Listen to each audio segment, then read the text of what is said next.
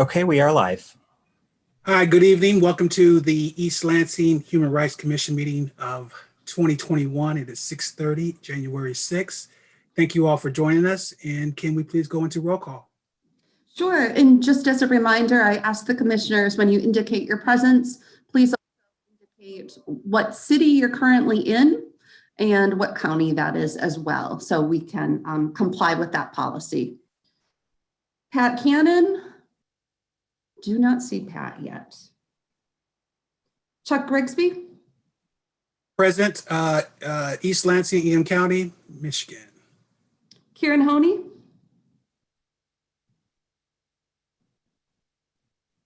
Sorry, Present, Lansing, Michigan, Ingham County. Liz Miller. Present, East Lansing, Michigan, Ingham County. Crystal Davis Dunn. Present, East Lansing, Ingham County, Michigan. Catherine Mifiota Slavinsky. East Lansing, Clinton County, Michigan. Dawson Sardar. East Lansing, Ingham County, Michigan. And Quentin Tyler. Lexington, Kentucky, Fayette County. Great. Thank you. Carla McWhirter indicated that she wouldn't be able to attend this evening. You want me to give Pat a call just in case he missed the fact it's at 6:30? That would be wonderful. I Thank will do that. Yes, thank you, Dawson, I appreciated that reminder email, Shelly, or I would have forgotten myself. So you. Me too. All right, thank you. We have quorum so far, and hopefully we'll get Pat in here as well here in a minute or two. So we'll just move to item 1.2, approval of the agenda for today, January 6, 2021. I hope everyone has had a chance to look at that, and I'll entertain the motions for that approval. So moved. Moved by Commissioner Catherine. Is there a second? I'll second. Seconded by Commissioner Honey. Is there any discussion in regards to the agenda? Good. All those in favor, please say aye. Aye. Aye. Aye. Just if we're going to do the vote in this manner, if you don't mind, please raise your hand at least as well with the verbal confirmation so I can recognize you, just to make sure everything is clean. So I'll ask for that again. All those in favor say aye. Aye. Any opposed? Seeing none, it so passes. And I'll go to item 1.3, approval of the minutes for 12/20/20, which seems so long ago. Assuming everyone had a chance to kind of look at that information and no abbreviations or changes to that, I'll look for a approval of the minutes. I'll move that we approve the minutes of the meeting on December 2nd, 2020. Thank you. I have a Commissioner Honey. question. Go ahead. Oh, okay. You're fading out again, your voice. I was just wondering what the SLN at the very end of the minutes signify. Those are my initials. Oh, okay. Okay, so that's just your signature. That's not, okay. Sounds good. Thank you. So is there a second to the motion to approve the minutes? I'll second Okay, it. seconded by Commissioner Catherine. Is there any more discussion on that? All right, all those in favor, please say aye. Aye. Aye. Any opposed? I didn't see Commissioner Vice Chair Davis Dunn. Were you in favor of the minutes as well? Sorry, I was having some computer difficulties. But yes, I guess favor. I'm trying to catch up with you guys. Sorry. All right, so move. Are you with us now? Are you all caught up, you think? My agenda had disappeared. And so it's fine. I will catch up. Okay.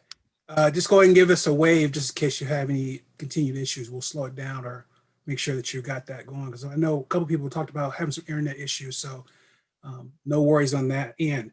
We'll move on to item 1.4. Before we move to item 1.4, I would like to recognize Commissioner Cannon here, if you don't mind, so he can state his presence officially to the meeting. If you don't mind, Commissioner I am Cannon. present in East Lansing, Ingham County, Michigan.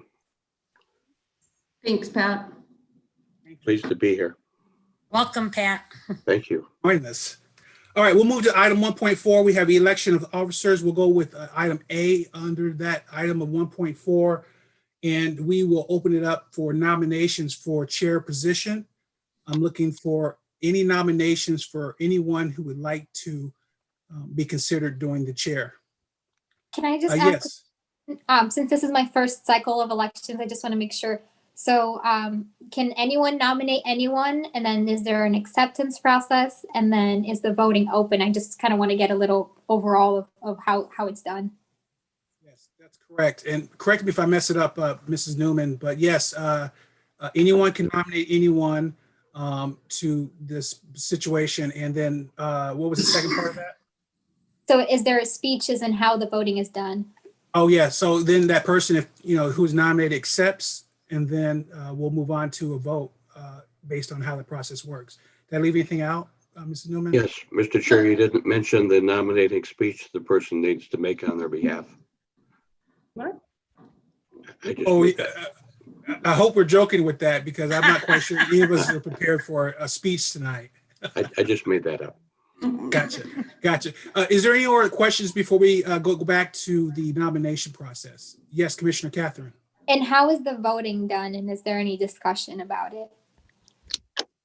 The vote's pretty straightforward. We do a roll call vote for it. So, we can make sure we have the numbers and people are identified. That's the process from what I understand. Then we move on to the second part of this process. Got it? Any other questions about procedures? Good. So we'll go into opening up for nominations for chair starting tonight. So this person will be, expected to finish out the agenda tonight and so forth and so on. So I will open up the floor for anyone that wants to make any nominations. Yes, Commissioner Miller. I would like to nominate you, Dr. T, to continue as chair. Commissioner Would like Miller, to second that. just one quick second on that. Is there any other nominations? Yes, Vice Chair Davis Dunn. I would like to make a nomination for myself for chair. Someone who has a little extra going in the background, if you're not speaking, can you please mute if you don't mind? Are there any other nominations for chair out on the table? And I'll give you a quick moment to think about that. So we have a lot of processing to do when it comes to that.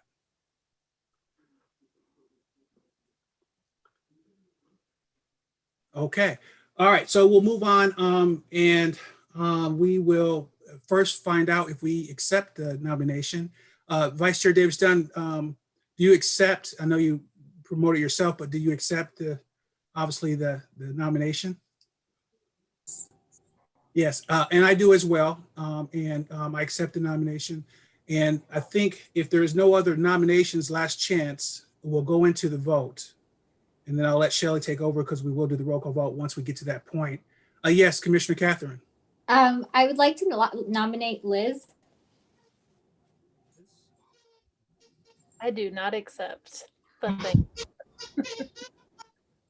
So that takes care of that, Commissioner Catherine.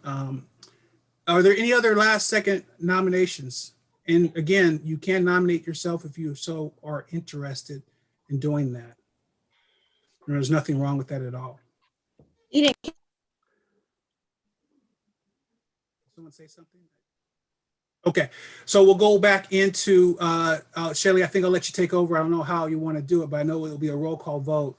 And just to clear things up from the last meeting, the nominated persons are able to vote and participate in the vote. Yes, Commissioner Honey. Do the nominations need a second, or is that not necessary? I don't think they do. Am I wrong about that? Okay. Yeah, no, I don't think they do. We Okay. just need to accept it and then we'll go from Okay. that. And then there's no seconds needed for once the vote actually goes through. So it's just pretty straightforward. And we'll do the same Okay. thing for the vice chair once we get there. Yes, Commissioner Catherine. Sorry, so no discussion whatsoever. We're just going into roll call. Correct. Okay. Unless you want to bring something forward right now and in your discussion, you're more than welcome to have comments. Well, not if it's not a discussion, right? I don't want to impose. Yeah, but you're more than allowed. I think everyone's okay with it, but you're more than allowed to have any comments, statements, anything. You know, it's not that serious where we can't just speak. Go ahead. Mr. Chair, Just one quick second, Commissioner Cannon. Yes, go ahead, Yes. Catherine. Go ahead and finish up your thought. So I would just want to ask the two nominees for chair, what do they envision for the committee in this year, if that's allowed? Yeah, I mean, it's allowed. I think it would probably best be served for time once the chair is actually voted in, that they could maybe talk about it for a second or two. But that's just my minority opinion on it. But it's kind of up to you guys, and we can address that if you'd like to do that. I think it would be helpful to open discussions as to reasons why people are interested in running for any elected position. Sounds good. I'll let Commissioner Cannon go ahead and go with his question or statement, and then we can jump into that if you like. Please go ahead, Commissioner Cannon. just a question, when we do vote, are we going to be voting by raising the Zoom hand or just by announcing our preferred candidate? It'll be a roll call vote. Okay, So your name will be called and you'll be asked on Okay. your particular position. I can do that. Thank you. Thank you. Vice Chair Davis Dunn, did you want to address Commissioner Catherine's question in regards to what your plans are if nominated for chair? Would you mind going first? I'm sorry.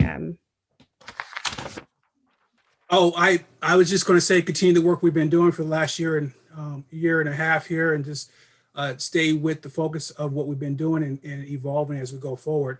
That's my ideal plan. Really, it's not really my mission, my journey. It's our journey, our mission, and it's really what the group wants to do and how we want to focus going forward. And really, I see the chair position as a facilitator of those ideas, passions, and interests. So individually, I just want to continue to working. We got a lot done. It was an incredible last year of work. We got everything that has really addressed some of our mandate in regards to reform, representing protected classes. We really have had an outstanding year doing that. And I'm very proud to have been working with all of you in regards to get some of these things done that we have sent up to council and has been passed and enacted in our community. So I just want to continue doing that. And that's all I'd say to that question, Commissioner Catherine. And I'm sorry, your question was what? Sorry, can you restate your question? Yeah, it was, what do you envision, if elected chair to this position? What are the things that you want to work on, or any suggestions and plans for this upcoming year? I guess I individually text everyone kind of my spill and my why of wanting to put a bid in for chair. I would say my ditto as to like my vision for what the work of the commission is to continue to allow the great works that has been happening here. I feel that during my tenure as a commissioner here, I see opportunities to become better structured and more proficient in our execution of things. And I would like the opportunity to help facilitate the structuring of that framework so that when we do have turnover within leadership or members, that the work can continue. There has been moments where, you know, things have been voted on or moved upon and over time have been forgotten about. Even creating some traditional practices of the HRC, even looking at some of the priorities that the members voted on at, engaging with the community, providing educational opportunities and things of that sort. And I think those things kind of gotten lost or were forgotten with your T hours and other things that was happening in the past. And so, my vision is to, again, to continue to support the great works and initiatives of the commission, but again, to provide a container or a structure so that the work continues and it doesn't die as, members leave.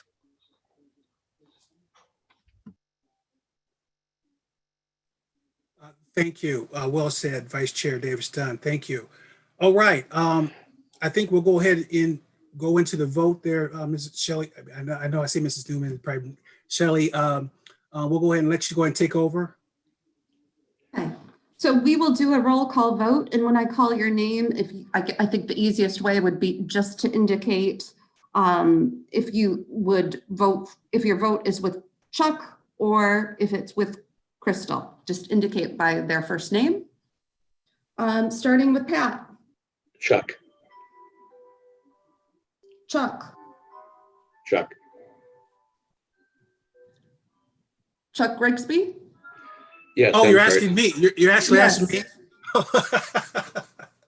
me. Chuck. Karen Honey. Karen, you're on mute. Muted. Chuck? Did you hear that? Yes, thank you. Liz Miller. Chuck. Crystal Davis Dunn.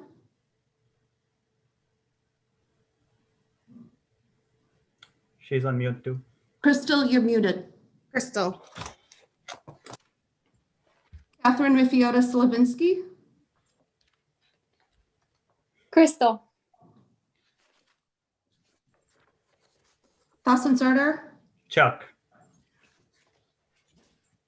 And Quentin Tyler. Chuck. Okay, thank you. Thank you all. So the majority is Chuck Grigsby. Thank you, everyone, for participating in the vote. And thank you for your interest in wanting to do your thing here with us, Commissioner Dunn. We really do appreciate you and the things that you do bring to the table. All right, so we'll move on to item 1.4B, and we will look for nominations for vice chair. Are there any nominations for vice chair? Commissioner Cannon, please. Yes, I would be pleased to nominate Liz for vice chair. She's been on the HRC for a while, has a good understanding of what we do, how we do it and why we do it. And she has the maturity and insight that will serve us well from that position. So I know, Liz, you turned down the first nomination. I hope you'll be considering this one more favorably. That was a great speech for a nomination. Thank you, Commissioner Cannon. Are there any other nominations for vice chair? Yes, Commissioner Catherine. I'd like to nominate Crystal. I think she's been doing a great job in the position and kind of really being vocal and at the forefront of a lot of initiatives. So I nominate her as vice chair. Thank you. Are there any other nominations outside of Crystal and Liz? That'll be the rare time I use their first names, but are there any other nominations? And again, you are able to nominate yourself if you choose to. Were you about to say something, Commissioner Sardar? No. Okay, I apologize. Commissioner Catherine, if there's no more nominations, did you want to hold the vice chairs to the same standard of about possibly what their goals are or how they see themselves doing that? Would that be something? If this could be like a continuous election thing, I'd love to. Yes. If they're comfortable with doing that, I have no worries. Yes, of with course. that. If both of them accept, yes. All right. Would you like to say a couple of 2 words, Commissioner Miller? Well, we haven't accepted our nomination. Yeah. I'm sorry. I got ahead of myself. This is a big deal process, so I apologize for that. So do you accept the nomination for vice chair? Yes. Thank you. Commissioner Davis Dunn, do you accept the nomination for vice chair? Yes. Thank you. And then going back to Commissioner Miller, if you don't mind, if you want to, you don't have to, but if you want to, do you have anything you would like to share in regards to the vice chair? Yeah, I think Pat offered some very kind words, which I really appreciate. And I think the vice chair role is unique in that it's sort of supports both the commission and the chair. And I think I'm great in a supporting role of both of those things, and would really look forward to teamwork with the chair, bouncing ideas off and bringing us back to sort of our larger goals, purposes, and tying that in with the work that has already been done. Thank you. Vice Chair Davis Dunn, would you like to speak in regards to the vice chair? Yes, and thank you, Liz, for that comment. Again, I think me and Chuck was elected in August, and that was my first committee meeting or commission meeting. And from that time, and I still continue to revisit our ordinances and things that pertains to our commission, so I can better understand the workings of how decision flows and decisions are made, or anyways to that regard. But to the point that Commissioner Liz made of working and supporting, the commission and various other commissions and the chair as well. What I've struggled to find within these roles are clear definitions or defined duties. And so, and that's been a goal of mine as a part of this commission, is to have clear understanding of each individual's roles, responsibilities, and duties. I do feel that as vice chair, I have continued to support the initiatives of the commission and the chair to the best of my ability, as well as highlight opportunities or gaps within our structure functioning that we can improve upon, again, so that we can be more proficient in our work. And so I would like to continue in that initiative with shaping the structure in order for us to have kind of clear expectations of roles and supporting roles, so that we're able to kind of press forward with more execution of the priorities that we identified as a commission.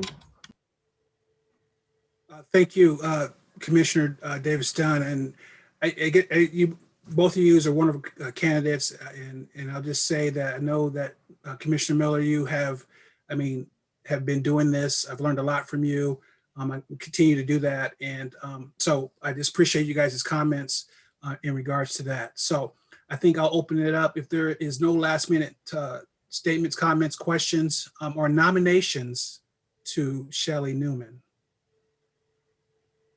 Okay, once again, we'll do roll call vote and just indicate by saying whether your vote is Liz or Crystal. Pat Cannon. I vote for Liz. Thank you. Chuck Grigsby. Liz. Thank you. Karen Honey. Liz. Liz Miller. Liz. Thank you. Crystal Davis Dunn. Crystal. Thank you. Catherine Riffiota-Slavinsky. Crystal. Thank you. Dawson Sardar. Liz. Thank you. And Quentin Tyler. Liz. Thank you. So our vice chair is Liz Miller. Congratulations, Vice Chair Miller, and thank you also everyone participating. These are not easy decisions. We all work together. We all have something to bring to the table. And so I hope that we can continue doing that and keep churning out that work that we had mentioned earlier going forward. And I'll go ahead and move on if there's no questions, comments, or statements. Mr. Chair? Yes, Commissioner Cannon. Yep. I'd just like to make a comment to you, Chuck. You know that I voted for you, so I'm supportive of what you've been doing. While I didn't vote for Crystal as our vice chair, I wanted to thank her for her work over the last 4 months, and I hope you'll consider running for chair and vice chair positions in the future. Thank you. Commissioner Cannon, I second that. Any other comment statements before we move on? And Chuck, this is Ron. Can with my council comments, can you move me up in the agenda? I'm in a tough location. I'll have to get off after comments. Absolutely. Do you think it'd be okay if we we'll get you in right now and we'll just get that moved around so we can get you taken care of. Is that okay? Great, thank you. All right. Is there any other quick comments in regards to item 1.4? Okay, good. So as you guys have all heard, we're going to take item 5.1 and unofficially bring it up to, for the sake of adhering to our liaison. Hope everyone's okay with that. If anyone isn't, please let me know. All right, so we'll go ahead and open up to Councilmember Bacon's commissioner comments. Excuse me, Councilman comments. No, just a happy New Year to everyone. I just wanted to express, I got some negative feedback on our last meeting on the process of the time change, just via the kind of our purpose as a human rights commission and kind of the moms in that scenario.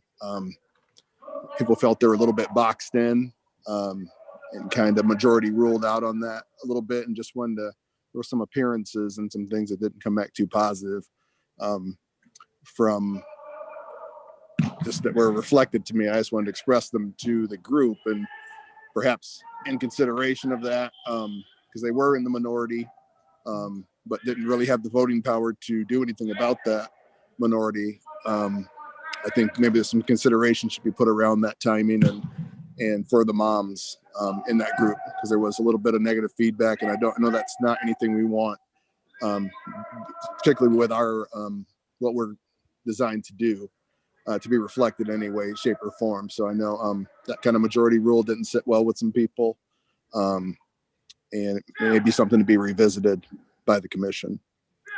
So just wanted to present that to you. Is that all you had for commissioner comments or councilman comments? Yeah, that's all I had. All right, thank you so much. Yep. Appreciate that. Yes, Vice Chair Miller. Yeah, I just want to thank Councilmember Bacon for bringing that up. And could we bring that up in our commissioner comments as a item later on so that we can just make a point to revisit that? Yes, Vice Chair Miller. Yeah, just go ahead and, just in case I miss it, please remind us and we can tackle that and look at that as a commission. No worries on that at all. Yes, Commissioner Catherine. Since there's no rule on this, could we at some point make a motion to agree that any time changes have to be unanimous? We can address that a little bit later on Okay. in regards to we have the bigger discussion and see where we get with that. If you don't mind holding on to that Yeah. idea, please don't lose it. We'll revisit that. All right. Anything else to Councilmember Bacon? Or excuse me, I keep counting. Councilmember Bacon and his comments to the group. All right, we'll go ahead and move on to item 2.1 to public comment. Justin, is there anyone on the line by chance? Yes, we have a couple of public comment folks in Okay. the queue tonight. So previously, we've adopted the MCL I can't remember the numbers here, to limiting public comment to 5 minutes, as you guys are all familiar with. And, I'm not quite sure if you want to enact that or if you want to kind of let it go, but I will open it up to see if anyone has any comments in regards to enforcing that or not enforcing it in regards to our calls tonight. Do we know how many calls we have? There are currently 2. I mean, personally, I feel that I don't see anyone going super longer than 5 minutes with only 2 people waiting. I'm okay with just moving forward and letting them go ahead and make their comments, but I'm open to limiting it to 5 minutes as well. But with only 2 callers, I'm comfortable just moving forward with comments from the public. Thank you, Commissioner Honey, and I'm kind of in with you. Unless there's someone who has a time restriction tonight or is concerned about that, we'll go ahead and allow the callers to call in and just speak freely. Did you have something to say, Commissioner Cannon? Yes, I too support the notion of a 5-minute limit. You support the notion of having a 5-minute limit? Is that Yes. correct? That's the same thing you said, Karen, right? I was actually saying, Pat, that since tonight there's only 2 callers, that I'm okay with letting them just speak freely. I think that people generally tend to keep their comments relatively short, but I could go either way. That was just my thought with only 2 callers. Okay.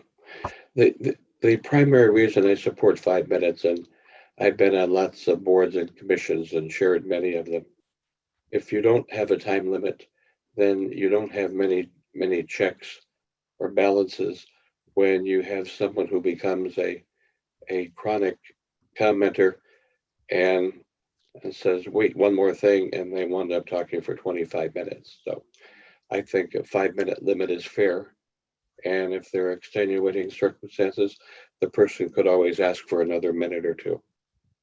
I support past comments. Just Quentin.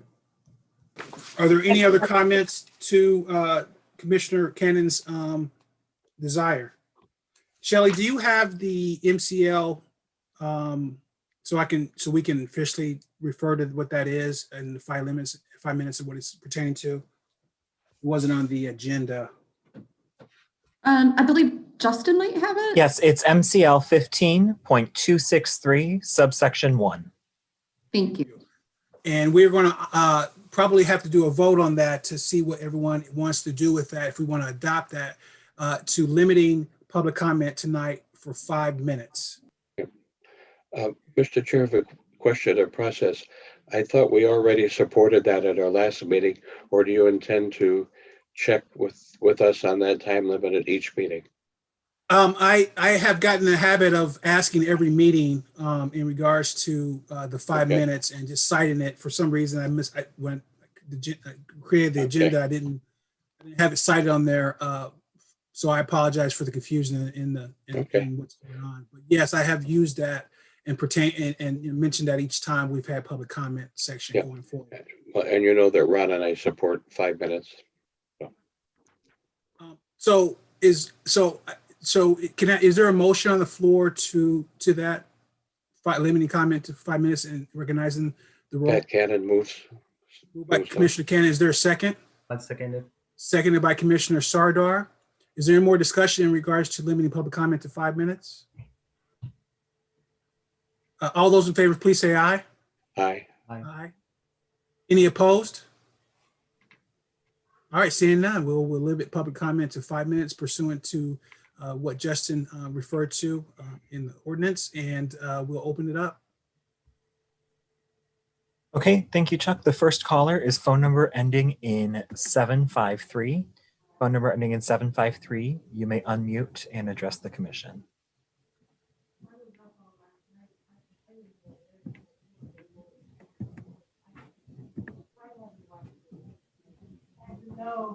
Hello. So we are limited to 5 minutes. Is that correct? Yes. Yes, we are limited to 5 minutes. Oh, shoot. Okay. I don't think that will leave me enough time to contest Mr. Cannon's points about a 5 minute time limit. So I guess I'll save that for next week. I have other things I got to address. I'd like to preface by saying it's a wild day for this first meeting to fall on. I'm sure all of you saw what was going on the news, and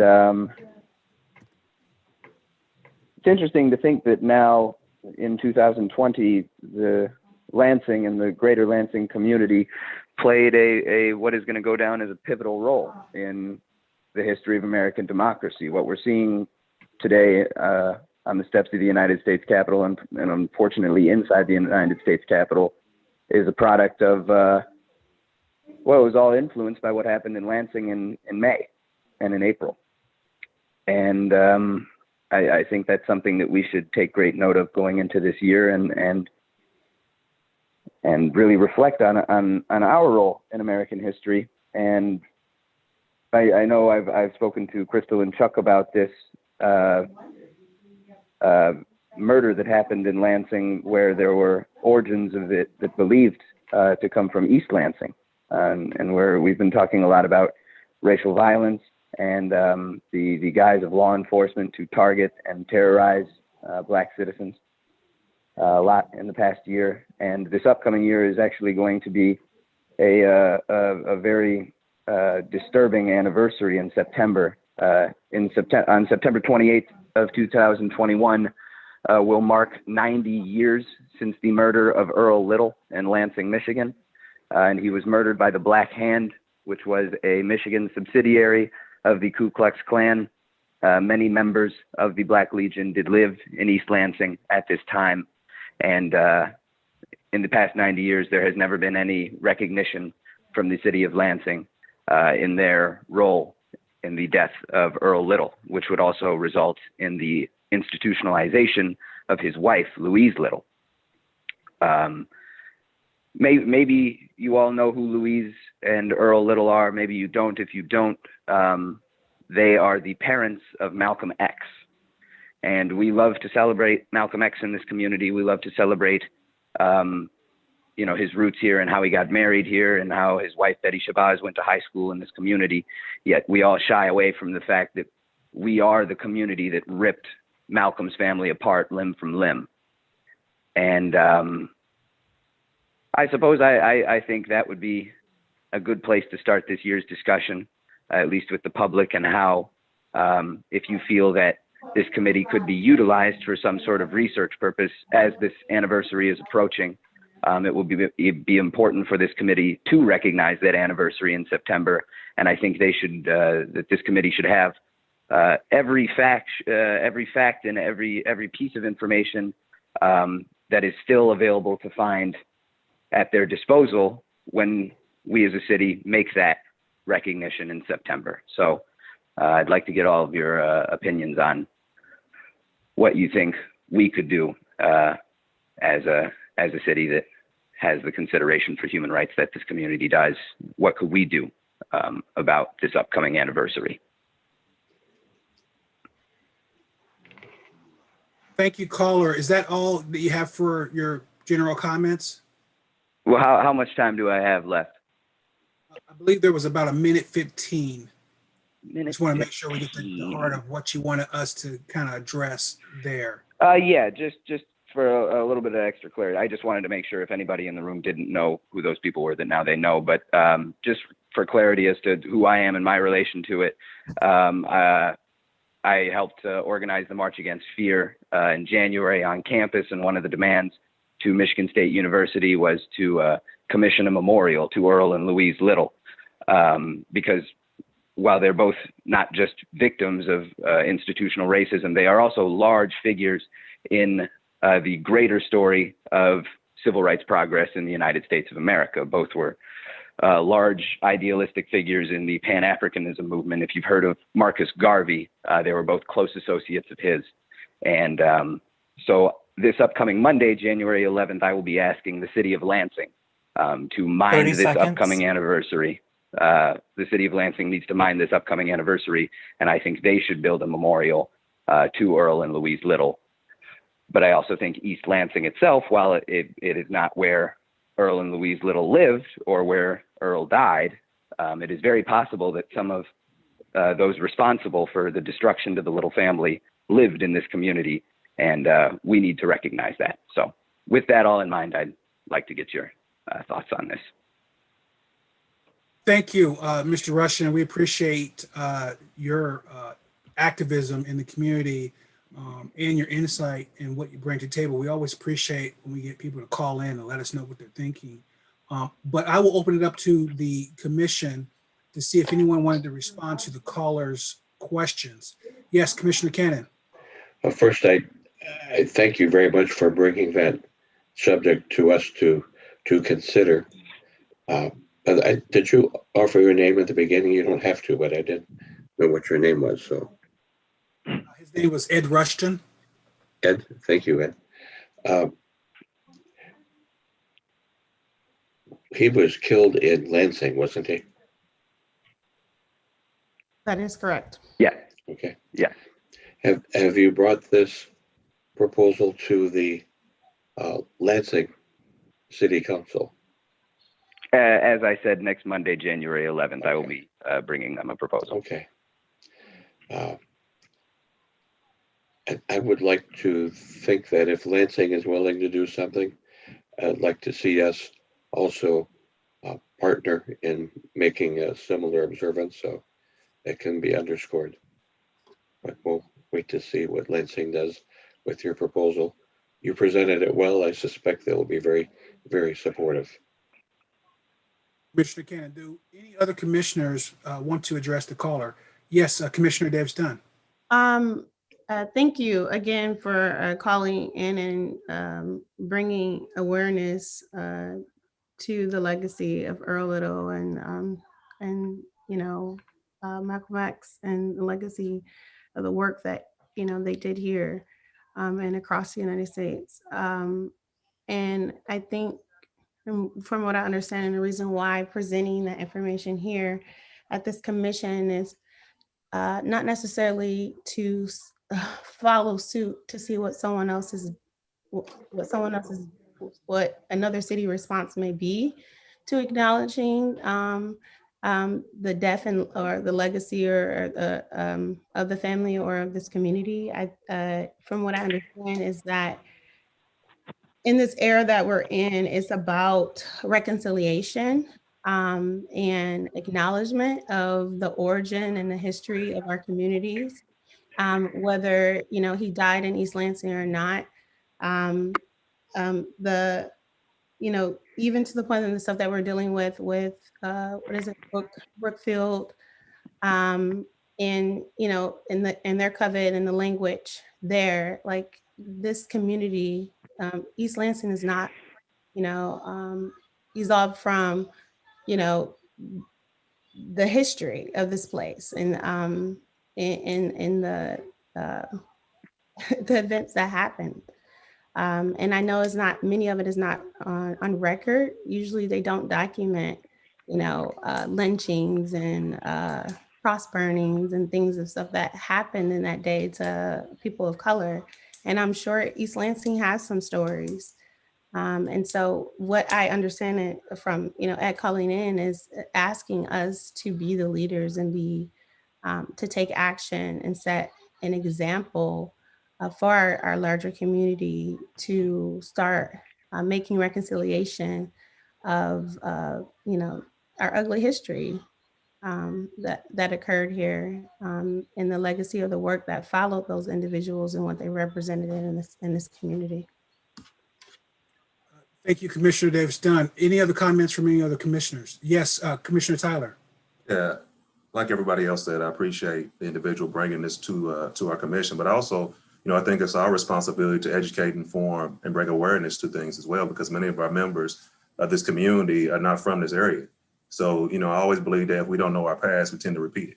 So I definitely think it's important for us to acknowledge and bring awareness to inform those in this community and also in surrounding communities. Thank you, Commissioner Tyler. Any other comments to the caller? I'll just say that I worked with Mr. Rushton over the summer. We were involved in the March Against Fear campaign, basically, and we really had a list of demands, not only for our community, but for Michigan State University. And, for me, there are a lot of things that have happened over there that we have not had a chance to really advocate in the best ability I think that we can going forward. And so, you know, one of those things I think is also what Commissioner Tyler said, and a little bit of what Commissioner Davis Dunn said, is just kind of really getting our community educated and really getting the information out there about our history, about what our community is about. You know, there's some very, very wonderful people who have been involved within our community, along with Malcolm X's family and with MSU and in our community here in East Lansing that I could probably name 3 or 4 names and no one would know who they are, but they're very, very important people that really tie into where we came from to where we are now in regards to showing that diversity of those types of people. There are a lot of buildings, parks, and monuments to a lot of people here in our community, but it's not diversified. And I got a chance to participate in the park renaming committee about 4 or 5 months ago, and that was a big topic about how representation matters. It's one thing to be, you know, inclusive and want to have diversity, but you have to embrace it. And I think really getting as a first step, like I had talked about in our previous meeting, talking with Councilmember Greg and join up with the Arts Commission and really have representation in our community is one of the many things that I think will help, as Commissioner Tyler said, in regards to a lot of people who are in our community are not from this community. And it does repeat itself, unfortunately. So that'll be all that I say to that. Mr. Russia knows that we have work to do. We'll continue doing what we do here in this format and outside this format. Any other comments from any other commissioners before we move on? Yes, Commissioner Honey. I'd just like to add my support, thank you, Edmund, for calling in. You always have a lot to teach us and let us know about. I'm particularly struck by what you said about the hypocrisy, about how we love to claim Malcolm X, but then we don't want to claim this other darker side of that. And so I do feel it's an appropriate role for our commission to bring attention, information, and tell stories and recognize folks that need to be recognized. So I'm very open to talking as a commission about moving forward about how we could honor your request. So thank you for bringing it to our attention.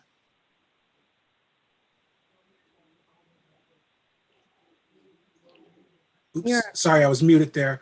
All right, I think we'll move on unless there's any other comments.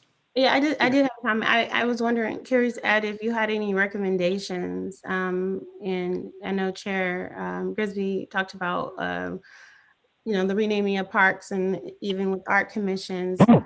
If you had any recommendations on how East Lansing or even, the HRC could do their part in bringing awareness and making sure that we more representation of pillars of our community. Yes, I appreciate that question. Actually, I didn't quite get to that. I think a great place to start would be seeing if we have any city records from that era, the 1910s, 1920s, 1930s, in terms of what kind of white supremacist organizational presence we had in this area. There was a Klan march in the Capitol in, I believe, 1924, in which there were tens of thousands of people attending. And a year ago, that would have sounded like a crazy idea to us, but I think after what we saw this year in Lansing, it doesn't sound so far-fetched, and it doesn't sound like whoever was responsible for that Klan march in 1924 entirely disappeared. I think there may be things to learn about exactly what the makeup of our community is today by looking at trying to figure out exactly what it looked like at the time when Earl Little was murdered. So I think just really my pursuits, I suppose, would be from a research standpoint. Like Commissioner Tyler said, if we don't know our history, we're doomed to repeat it. Thank you. Thank you. We'll move on for the sake of time, and I really appreciate the caller's input. And thank you, commissioners, for participating in the conversation. Just a side note, I was just thinking, I'll move on real quickly, is that Commissioner Sardar sent me some information, And it really brought me home when we talk about really representation. We talk about kind of really who we are. We do have a very diverse community of people, but we also are a border state to another country. And there's a lot of issues that come in from a lot of foreign students that come in and live in our community in a way that, if not for that information, it would remind me some of the different things that I think as the HRC, there's also representation in that area as well that is very, very important. And information is very, very important to get out in regards to those respects. So I'll leave it at that. And I think we'll move on to the next caller if we don't have any other comments. All right, can we open it up to the second caller, please? Yes, Justin. and just so you're aware, Chuck, there is another caller in the queue that joined during the public comment session, so this was not the last caller. Thank you. But we will, this person is joining via Zoom, so the name is Farhan. Thank you. And there we go. You guys hear me? Yes. We can, please go ahead. All right, good evening. Happy New Year. I won't take too much time. I just wanted to say thank you guys for all of the incredible work that you guys have been doing the past few months. If you look back 11 months ago, you know, East Lansing is in far better place today than it was 11 months ago. And that's because of your hard work and your determination and your commitment to make the city a better place. I want to thank all of you guys, and you know, the job is not finished, and there's always going to be more work that needs to be done. And you know, I have a lot of faith in this committee, in this commission. I have a lot of faith in all of you guys, and you know, I look forward to working with you guys in 2021. You know, we accomplished a lot together just past few months, and you know, as I look back, it was sometime this February will mark the 1-year anniversary of Tito. Sometime in January, at the end of this month, it will mark the 1-year anniversary of Anthony Logan's Jr.'s case. So we have accomplished a lot, but there's still more that needs to be accomplished. And I believe we are on the right path. And I just want to once again say thank you guys. And I hope you guys all keep up the good work. That's all. Thank you. Thank you, Farhan. I know personally, I really appreciate those comments. You know, everyone on this commission are volunteers. We give up a lot of our time and energy towards what we got these chairs for in the first place. And so it's really nice to hear that every once in a while. I also want to just acknowledge you as well for being an advocate for change, a leader in issues that our community faces. You have done a tremendous amount of work, you and Mr. Rushton, as well as some others I can name off, but we appreciate you as well, and we appreciate your continued participation in our calls, in our work, and our mission. Any other commissioners want to make any comments or responses to the caller? All right, we'll move on to the next caller. Okay, the next caller is phone number ending in 963. Again, that's 963. Hi, this is Alice Drager. I'll try to be really brief. Last night, I asked the city council, as I have so many times with so many city councils, to try to improve the situation with transparency in the city. My most immediate experience was not specifically related to, I think, some of what you're going to be dealing with, which is much more serious, but dealing with the incredibly poor noticing of the CDBG hearing that was, I think, purposely sandwiched between Christmas and New Year's to draw attention away from it.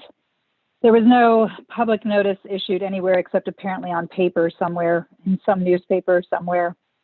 And the posting of it on the city's website was incredibly deceptive is the word I would use. It was posted under a name that would give you no clue what it was really about. CDBG funding relates to HUD, the U.S. Department of Housing and Urban Development's money for low and moderate income housing. It's for poor people.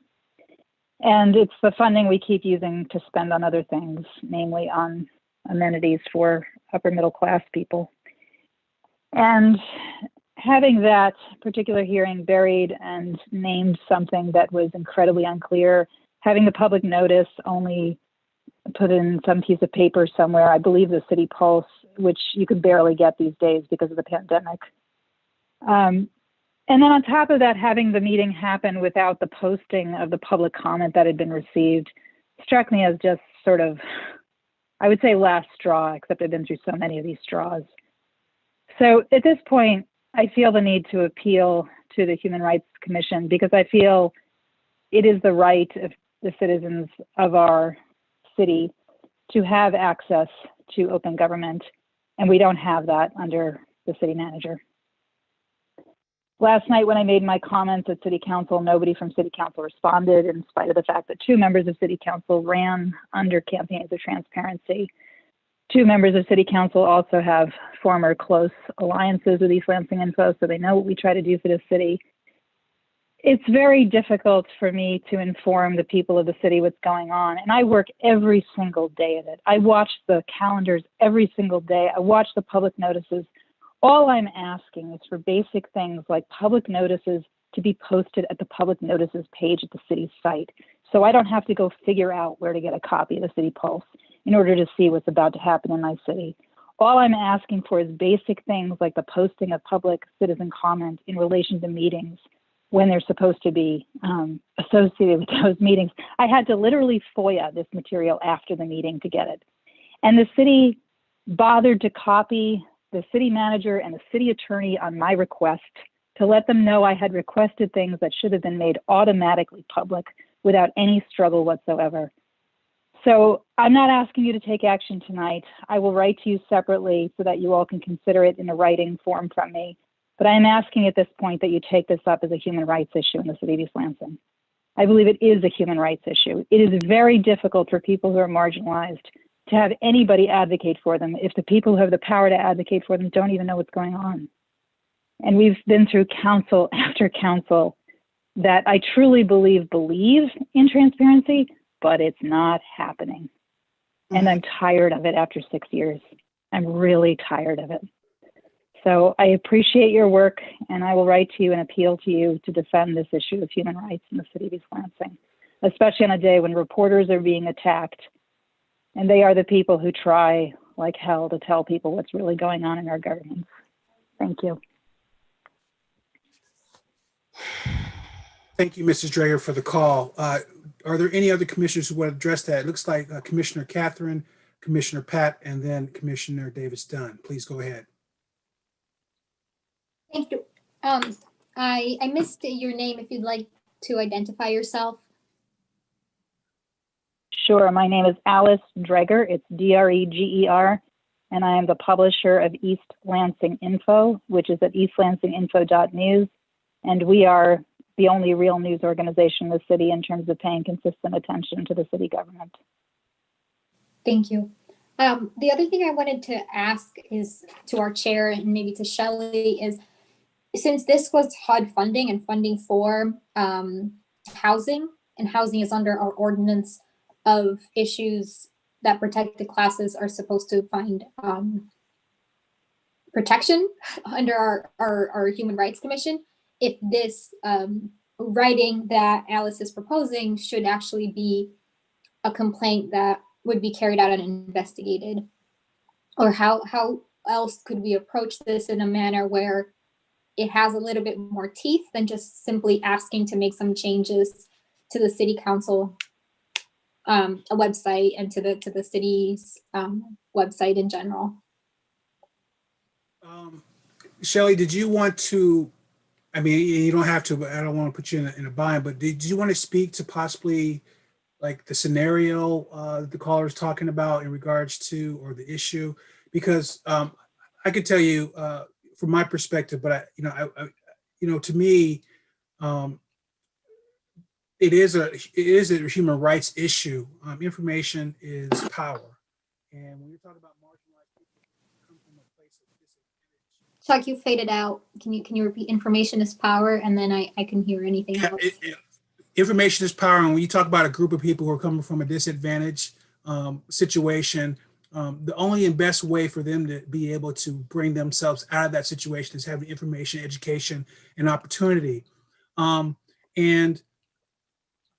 I'm with the caller in a lot of ways when it comes to expectations and communicating with the community and making sure the community has a pathway to success in that communication and transparency. And not to get on a rant here, but through my subcommittee work and some previous things that we've had in our annual reports with the police department, it's been a very, very ongoing tug of war dynamic for a very long time since I've been participating in local government. And when you talk about public notices and posting citizen comments and just having a meeting that is not properly represented, it's a very disturbing trend, and it's very disturbing to know that this has been going on for a long period of time. And I'm not quite sure in what capacity as our commission is in and able to, but I know that at least a few of us on this would like to advocate for change within that. And this falls, I think, with leadership and with council ultimately, but and maybe even Mrs. Hardy can even speak on some of this as well, but it's a very important issue from my standpoint. And I know that Commissioner Cannon's waiting to speak as well as Commissioner Davis Dunn. So I just want to get that out off my chest and express that, because I was also on that call, or I was on the meeting last night, and those questions were presented to council, and they went out into the ether, and that sets a bad precedent, not even addressing something that's so important to the community in some ways as far as information. And so it just didn't feel right being a part of that. And so I just wanted to say that. I'll be quiet now because I can keep ranting on, but I'll let Commissioner Cannon speak, and Commissioner Davis Dunn go ahead and go as well. Thank you. Okay. I just wanted to ask, have you had difficulty getting information when you have initiated a FOIA request? Yes. Oh my gosh. Yes. Oh my gosh. Absolutely. Consultations with lawyers, having to pay thousands of dollars for materials over the years, appealing to the city over and over and over again. Absolutely. Yes. And I've had to FOIA things that frankly should have just been available. Yeah, it's not supposed to work that way. You shouldn't have to beg for public information. And I often, by the way, win my appeals, but it delays giving me the material for months and months and months, which I believe to be absolutely the reason it's done, is to delay the material.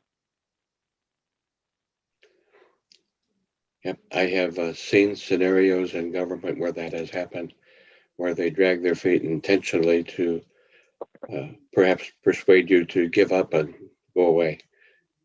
That's not helpful. Or at least hope that by the time the material is released, the issue has sort of cooled down, and it's very difficult to get people's attention back to it. Or it's too late to change a decision that City Council or the BRA or whomever has made. Yep, I agree. Well, thank you for sharing that. And thank you. Commissioner Davis Dunn. So I just had a few points of clarification. I know you brought up that the public notice was maybe printed, but it wasn't published on the website. And so I understand that as an issue, but then you also brought up that it was labeled as CBG or something, another name, and I don't know what that acronym stands for, but I didn't know if you do. But basically you said it was disguised as the conversation around HUD funding for low-income housing. Is that correct? Sure. So the city has a page for public notices so that when there's hearings coming up, they occasionally post something to it, but they only post the ones that they sort of want us to know about. And then there are often public hearings that I don't find out unless I pick up the city post and find out there are additional ones. What they ended up calling the meeting for the HUD CDBG, which is Community Block Development Grants. It's money that is given out by HUD to cities that are recognized as having poverty issues. And I can explain to you why we end up in that category, which is basically that students have low income. And so because students have low income and HUD approaches it in a sort of simplistic data way, we appear to have low income in the Bailey neighborhood. And so it looks like the Bailey neighborhood is a neighborhood of poverty because students don't earn very much. The city takes this money that is meant for low-income housing and they use it to fix sidewalks in the downtown with money that's supposed to be going to low-income housing because they say it's an area recognized by HUD, which it is, as a section of poverty, which is absurd. So it's CDBG is Community Development Block Grant money. The way that they listed this meeting on the city calendar is Consolidated Annual Performance Evaluation Report Public Hearing. I had to Google to try to figure out what the heck this hearing was even about and why it would be sandwiched between Christmas and New Year's. I could not figure out. But I believe the answer to be because they were basically trying to bury it. Because there's a lot of objections to the way the city is using this money that is meant to be used for low-income housing. Thank you. All right, just a quick second, Commissioner Dunn. Justin, as the caller begins to speak, can we get her time back on there so we can be fair in regards to that? Because we did enact that for this evening, even though she is answering questions, and we can ask all the questions we want, but I just want to make sure we're fair and have somewhat of a time on our participation, so we do have the rest of the meeting to hit up as well. So please go ahead, Commissioner Dunn. I would like to revisit that comment, but my other follow-up, and thank you for explaining the larger concern or suspicion around the lack of public notice and how it was presented for topic of discussion. And I'm curious as to what, again, our authority is with the HRC to even investigate or raise issues around how the money is being spent, and B, the lack of consistency with public notice. But I look forward to your letter to us and in any recommendations that you may have and which ways that we can support the work that you do in helping us be better informed, and so that we can better inform the general public, because these are things that we should be paying attention to because there are other communities of need and where those dollars could be better spent. And, again, we may not have the full picture or understanding of the circumstance or situation there, but just from what we heard from your perspective, it is alarming. So thank you for bringing that to our awareness. Thank you. Thank you. Did anyone else want to address or have questions for the caller? Yes, Commissioner Sardar. I think we got bogged down into the specifics of this particular public notice issue here, but I would like to propose that we consider adding transparency in the city affairs as an agenda item in a meeting so that we can evaluate how we can first of all implement certain measures to increase the transparency and the good faith in the city's operations. And going forward, so that we have a mechanism to evaluate it and see how we are doing. And that transparency should not just be limited to this one particular item that we discussed about, like public notices, but I've heard the issue about the Foia being delayed and costing money come up several times in the past. Maybe we should look into making that information more easily and accessible. Perhaps even making recommendations where certain information should not necessarily have to be FOIA'd. It should be readily accessible on the city's website. I did serve on the city's technology panel previously, and we talked about trying to put out as much data as possible on the city's website, accessible to the citizens. But because of budget constraints, those were not things that could be implemented. That said, that should not prevent the city from trying to do what they can in the spirit of transparency. And in the long run, it's only going to help the cities increase the good faith in the city's operations and in the law enforcement's operations. I'll end with that. Well said, Commissioner Sardar. And I really like how that was shaped in measures of transparency of city affairs. I love that, and hopefully we can run with that and build on top of that. Are there any other comments before we move on in regards to the caller's input? No, but I would like to revisit the conversation around fairness of like the time limit. I don't know what the MCO says, but I do believe this caller did, get to use all of her time, but creating rules around discussion, because we were able to comment and then have dialogue.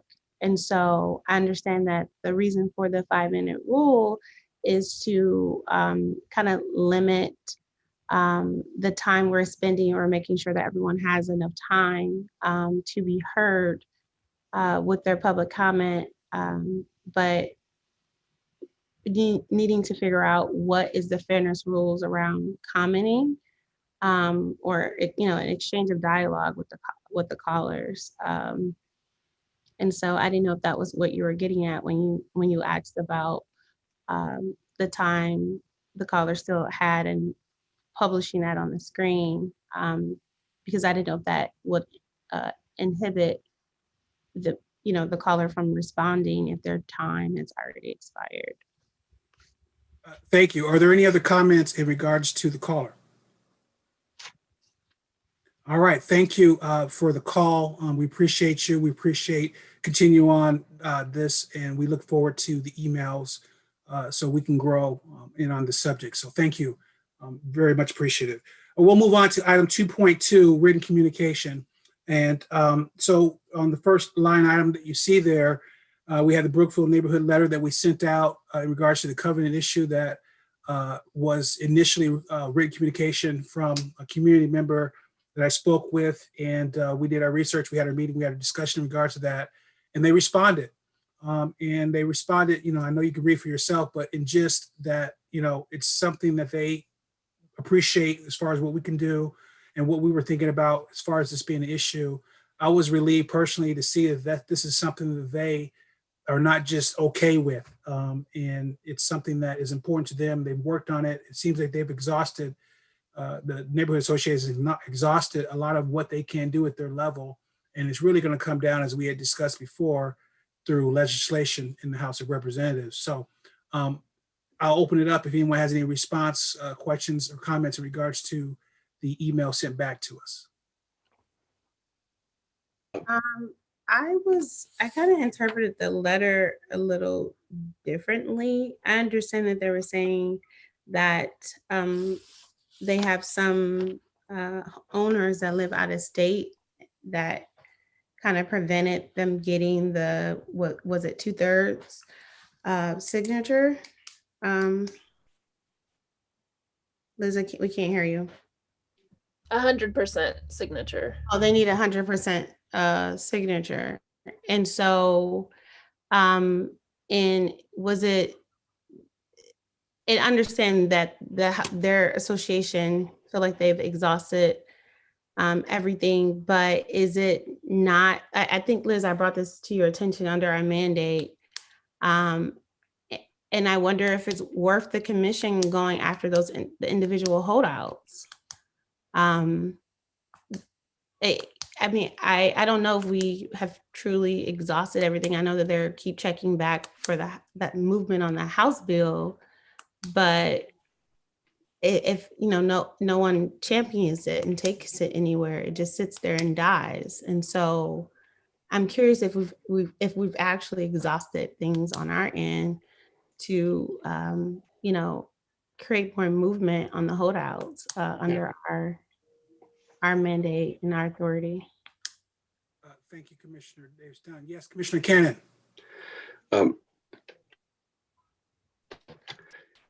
Yes, I thought his letter was very responsive to the concerns, and it seemed genuine and sincere to me.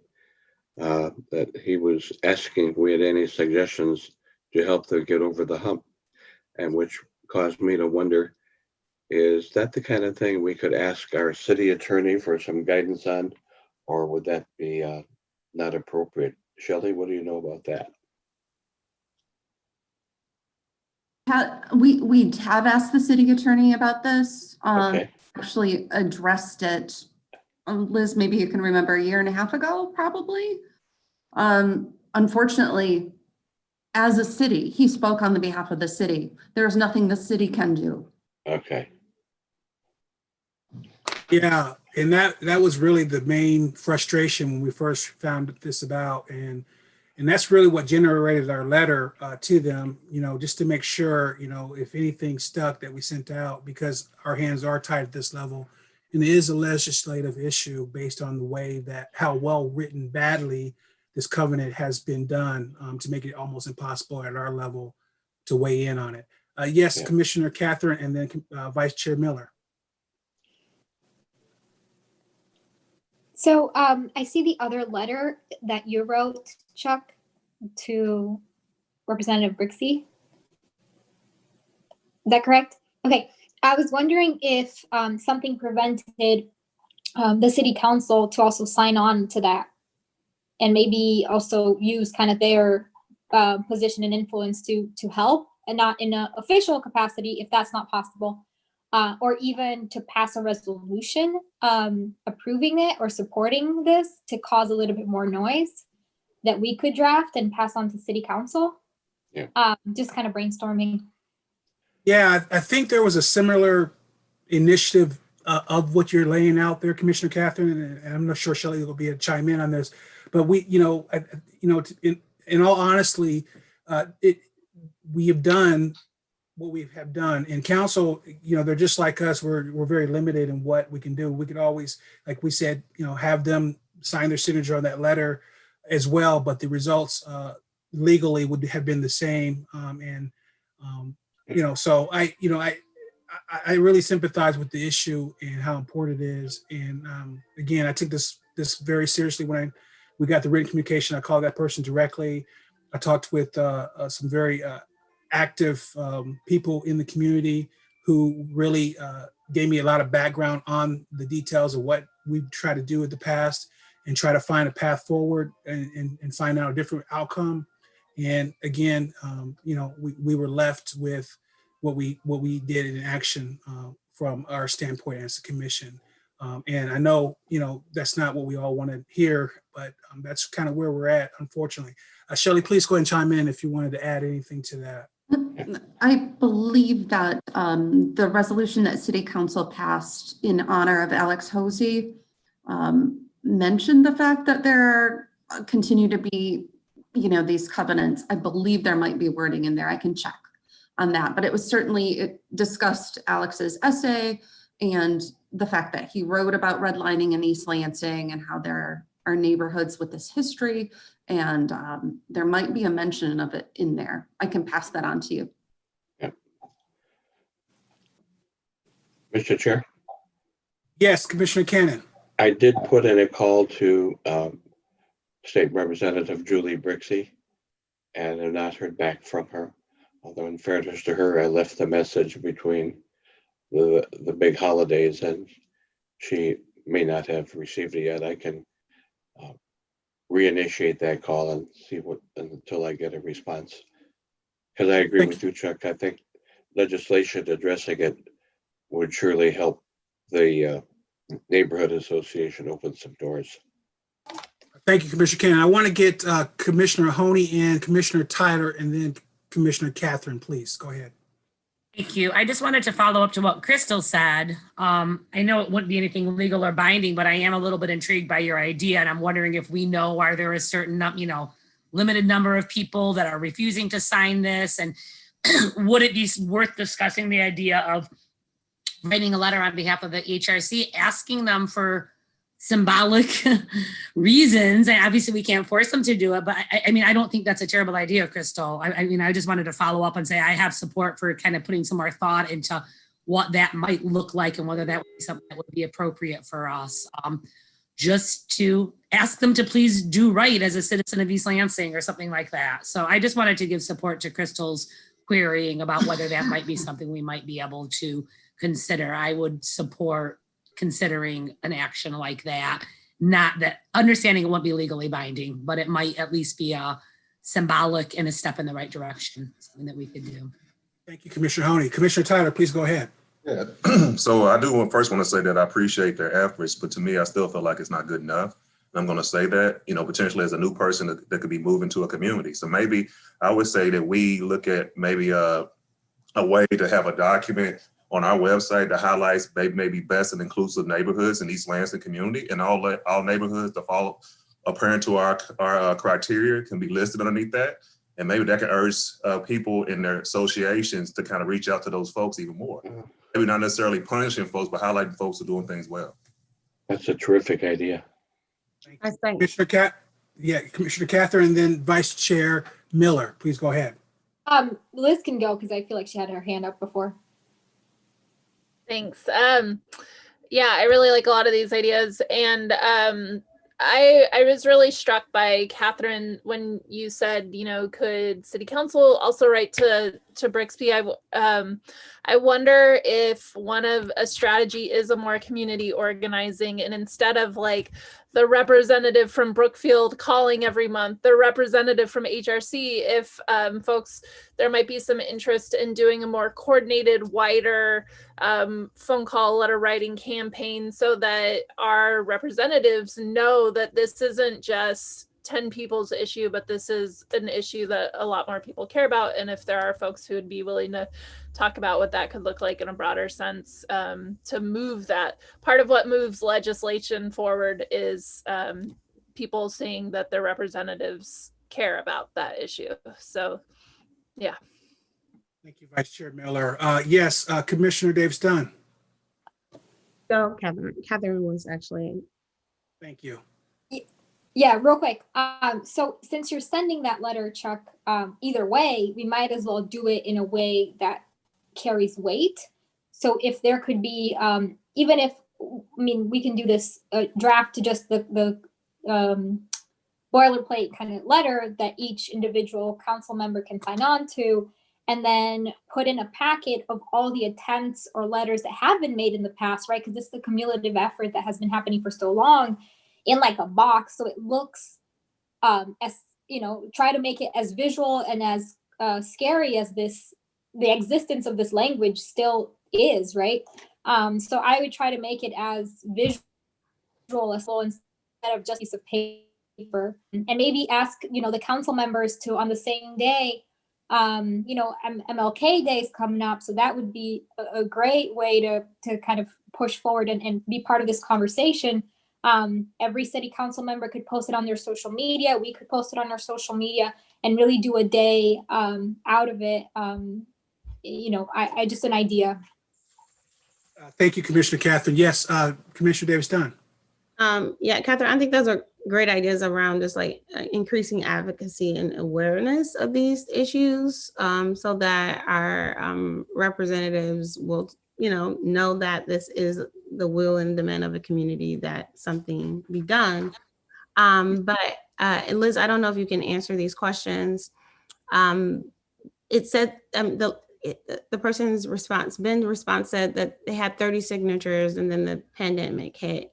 I'm curious about what is the number of holdouts, and then and so I don't know if you know that. And then my other question was, do you know if the individual property titles have this discriminatory language?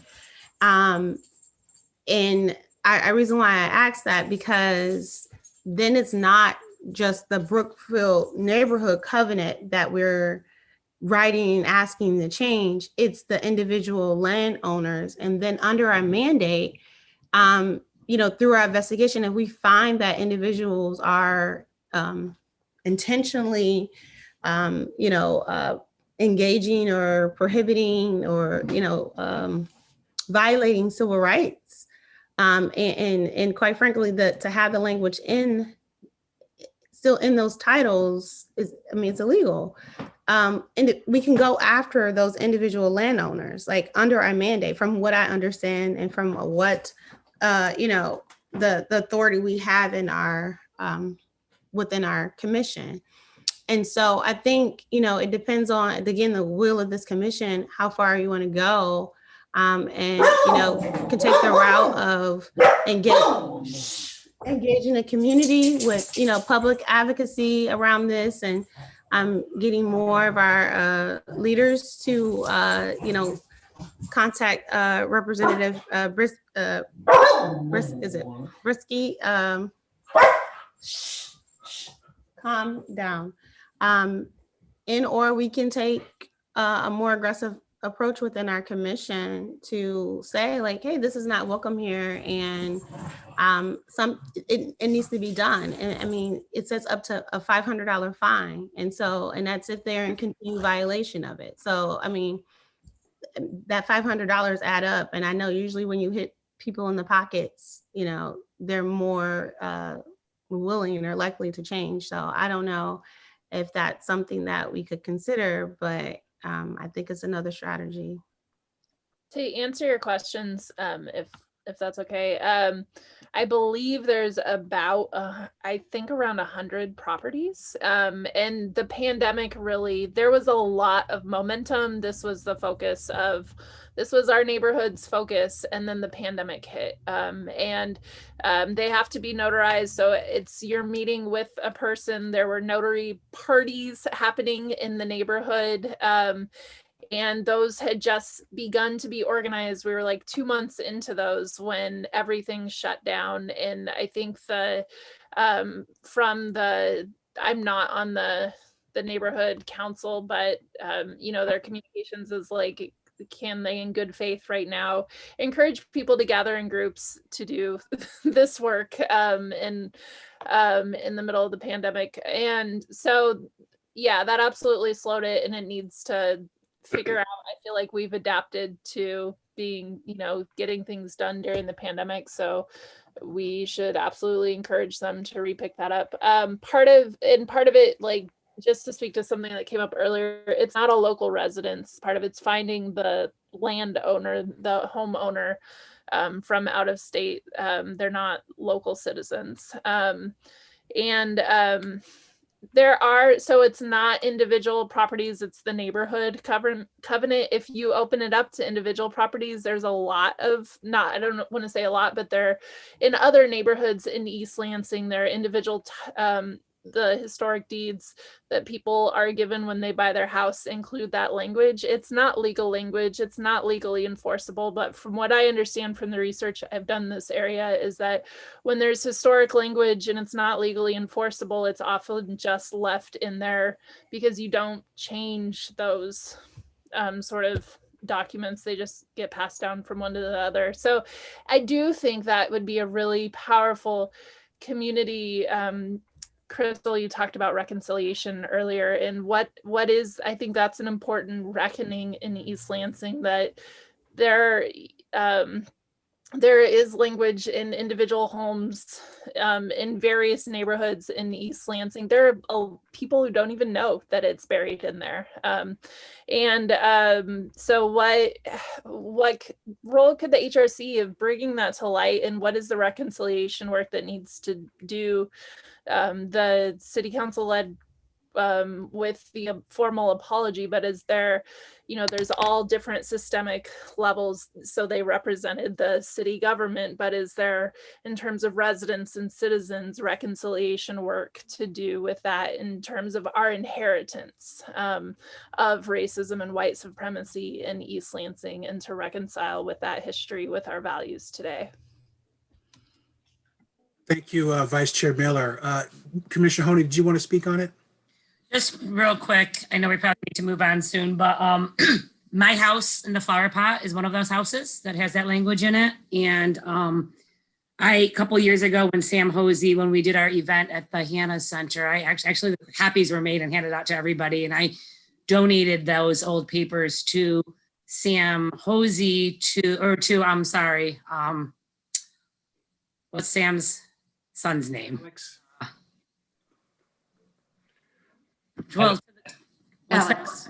to Alex Hosey and his family, to be included in the curriculum that they're creating at East Lansing High School to talk about the history of redlining. So that's one use. I mean, that's what I did with my old deed, because it says specifically in my deed, you know, that house can only be sold to a Caucasian family.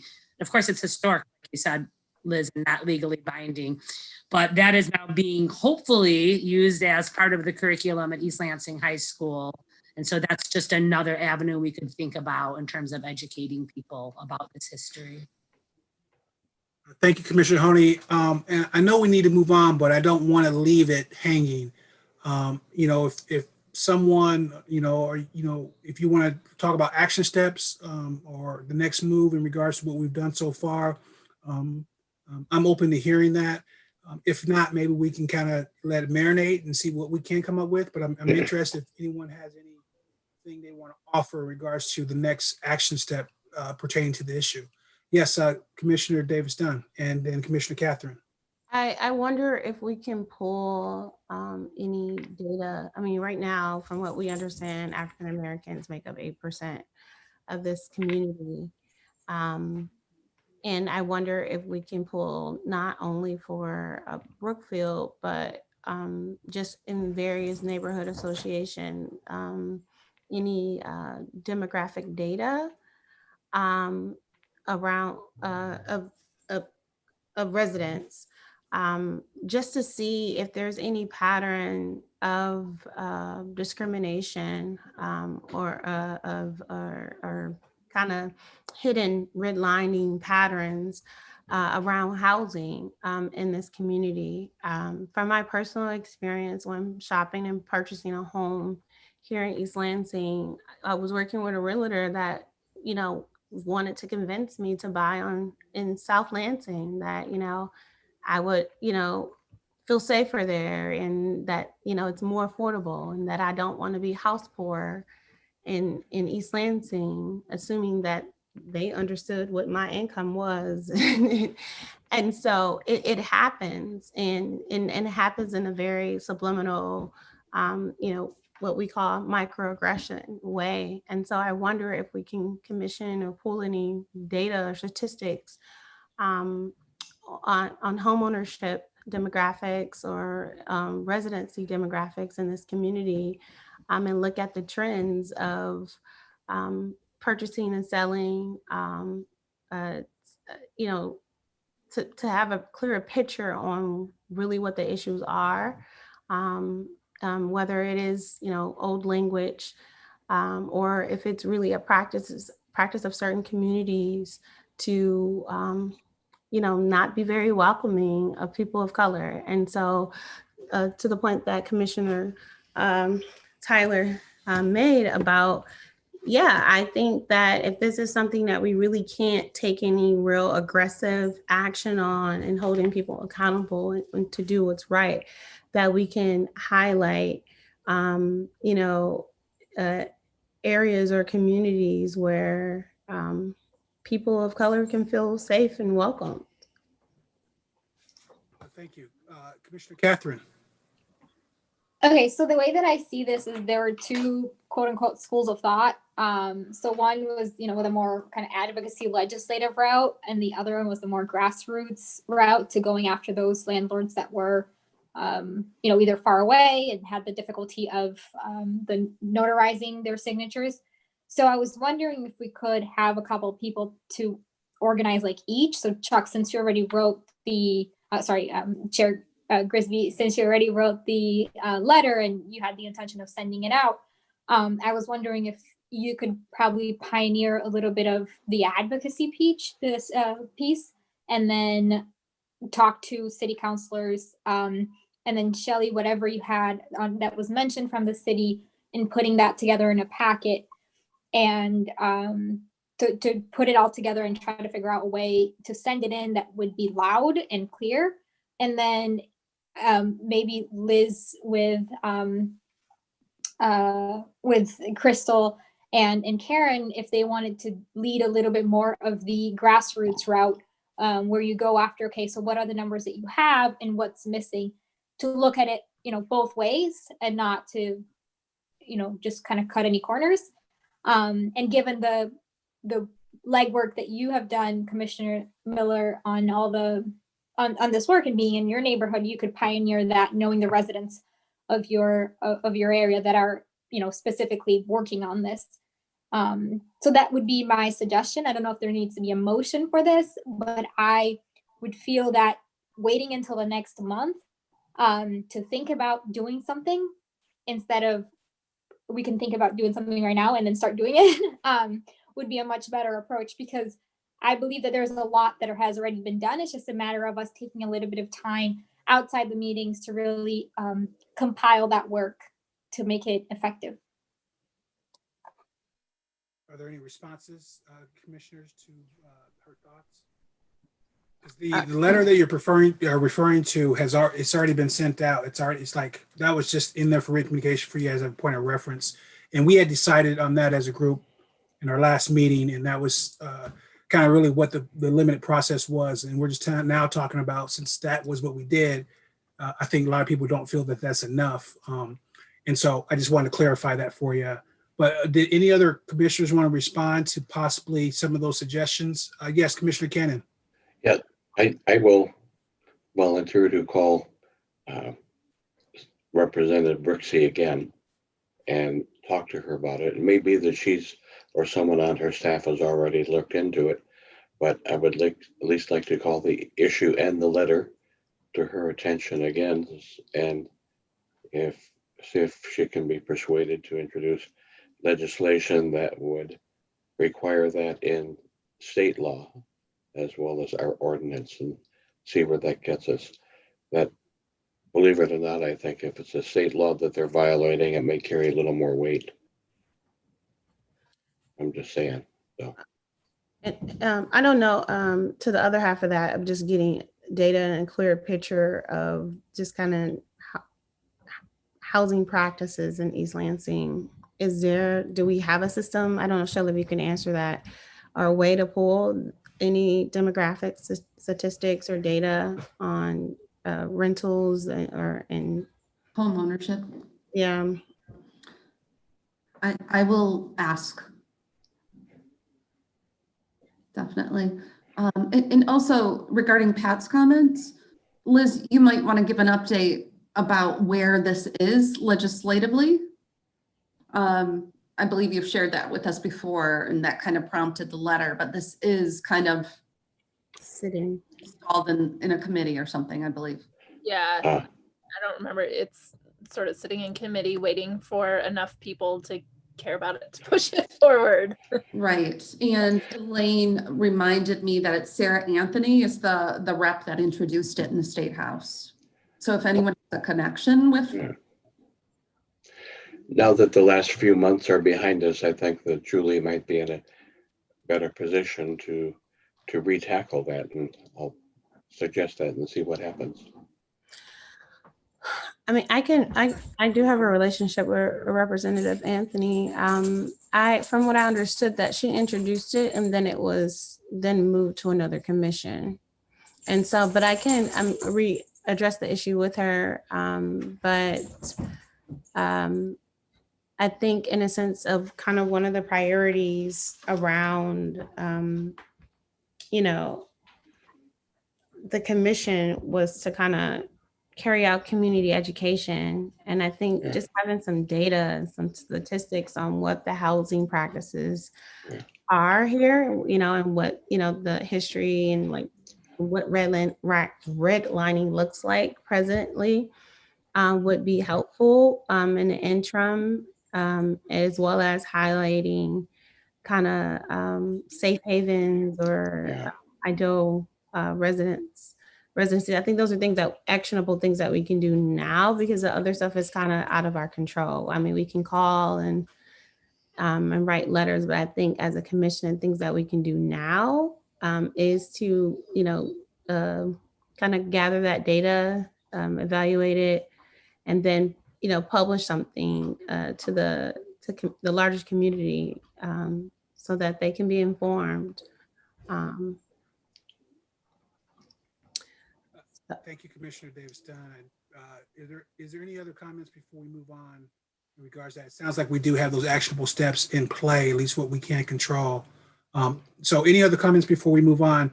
We do have quite a bit left on our agenda, so I would like to move forward, but not forget what we are talking about and not diminish how important it is to some of us on the commission here. So Just to clarify with Crystal, is it your understanding, Crystal, that Sarah Anthony has introduced legislation to address this issue, but it's languishing in a committee? Yeah, I think introduced it to the House, and then it was basically delegated to a committee. I don't know what committee. Is that correct, Liz?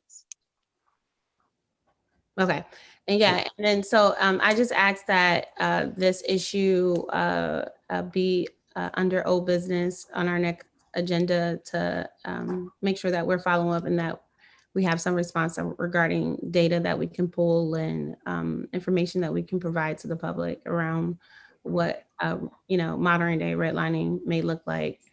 Good idea, Crystal. thank you, commissioners, for the great discussion. And I think we feel a little bit better than what we did when we first started this in regards to that. So we'll move on to the next line item. We have the use of force review draft that was submitted in our written communication. Did everyone get a chance to look at that and understand kind of really what some of that is before we start the discussion with that? I think one of the commissioners, Commissioner Honey or Commissioner Davis Dunn, was going to talk about this to the group, if I understand that correctly, and just kind of update the HRC about what we have going on and where we're at with that overall, if I'm not mistaken. So if I would kind of just speak about what this document was, and then Karen, I didn't have a chance to put it in the work plan, but Commissioner Karen Honey, if you wanted to kind of discuss what we talked about in our subcommittee, I did forward your document out to the commission. Unfortunately, I didn't get it out in time, so I didn't make it a part of our agenda. But essentially, this document was kind of our entryway for obtaining the requested videos. It wasn't the entire list of videos, but we did get a commitment to review 4 videos that we had previously requested. I think reviewed a total of 6, if that's correct, between the meetings. And so these are some of the objectives that we kind of identified for our reasoning for investigating and looking into use of force. And so, again, revisiting kind of our strategy. And I think this is the main focus point of our next steps is, looking at those contributing factors that contribute to use of force during police encounters. And our goal is to, as a committee, research some best practices and make some recommendations to City Council and the study committee for the adoption of certain policy trainings and standards. And so again, listed some of the activities that we were going to do there, and we've done that. We're still waiting on a copy of the unredacted use of, sorry, my puppies are unredacted version of a few of the use of force, and then training and other redacted documents they have on the website that we were not able to review that kind of contribute to some of the practices and procedures around officers' conduct. And so, essentially that's what the attached document is our attention, our strategy for tackling the issue of use of force. Karen, do you have your document up? I don't. Is that the one that you did email it to everybody, right? I did, and Just so recently. I can. I'm struggling with my. Here we go. Let me try to pull it up again. So, did you want me to talk a little bit more about kind of like moving forward, or? I think the way your document was highlighted, kind of what what our major observations or concerns were, and then kind of moving forward to some suggestions and kind of our next steps. So if you wanted to kind of, you know, give some clarification and talk about what we observed, a part of our agreement with reviewing the videos is that we would not disclose any identifiable information. You know, the individuals in the videos, because some of the cases were pending. But there were, I mean, there are some scenarios that we can discuss if you guys are wanting more insight on what we observed, but just a little bit of the videos that we saw was quite alarming. Sure, I'd love to speak about that. Does everybody have a copy of that document? Is it helpful for me to read it out loud, or if everybody could pull it up and look at it? I don't know if it would be helpful to someone to screen share and put it up. Basically, we summarized. I can screen share it if people don't have it up. Yeah, if you want to screen share it, that might be helpful so anyone that's watching can also see. I want to talk first about kind of how we decided we're going to continue to work as a subcommittee. We've had a lot of conversation about it. You know, I think originally when we set out on this project, we had a vision of what this is going to look like that looked at looking very regularly, like once a month, at a number of videos, discussing them, giving feedback and recommendations. It has not played out the way that we had originally anticipated. We do appreciate the 6 videos we've been able to look at. It's a time-consuming process, and it involves the time, you know, a time commitment as well from the police chief and deputy chief and a lot of other people. So I understand why it's not necessarily something that's realistic to try to do once a month. So Crystal and Chuck and I kind of talked about feeling pretty like we have some good reflections and strategy ideas and suggestions and recommendations to move forward. And we are not necessarily going to be requesting monthly videos.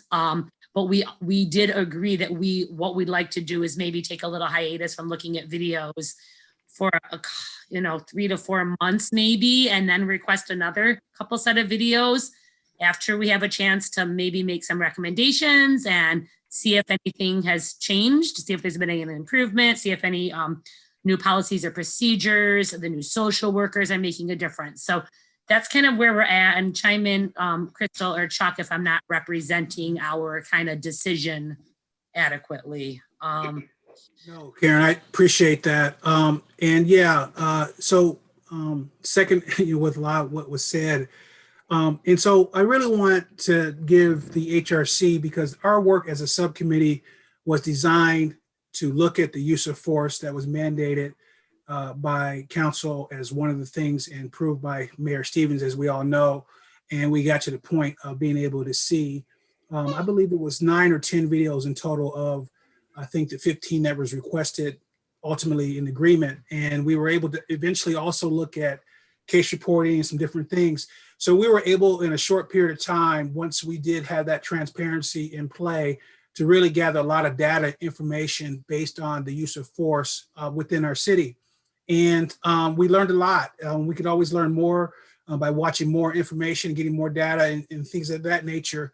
But from my understanding, I wanted to get to a certain point of where we were at with our recommendation back to the HRC and have an overall discussion about our next plan of attack.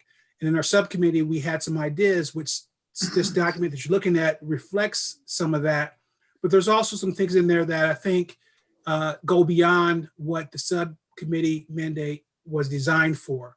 And it is very, very important as we do our work and we do have these subcommittees that we stay on task on the core issue that we were tasked to do. So I just want to use this document as an example of kind of some of the different things that we got and how difficult it is to be a subgroup and be a part of this process, and then come back to you and give you the commission an overall feeling of what should be happening and what we should do overall. So that's very, very challenging in what itself is. So for me, I am at the point where, based on what we've done so far, my recommendation would be to talk about a few different things and what those should be and how we should go forward as a commission. So I just wanted to add that little 2 cents in there because when you think about the use of force and some of the different things that we were exposed to, a lot of those things bled into some other different things. We were looking at the force continuum, use of force continuum, and some of those different issues with policy. And we were talking in our subgroup that, you know, a lot of what we were doing was looking at behavior and trying to understand that. And then we also wanted to look at policy and how that was implemented. So we had a marriage of these two different things.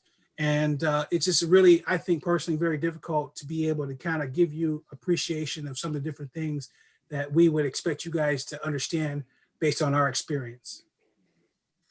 And I just wanted to chime in and thank you, Chair, for bringing up the point of how like our initial charge was to investigate one thing and it led to this kind of unearthing or exposure of other systemic issues that play into that root problem.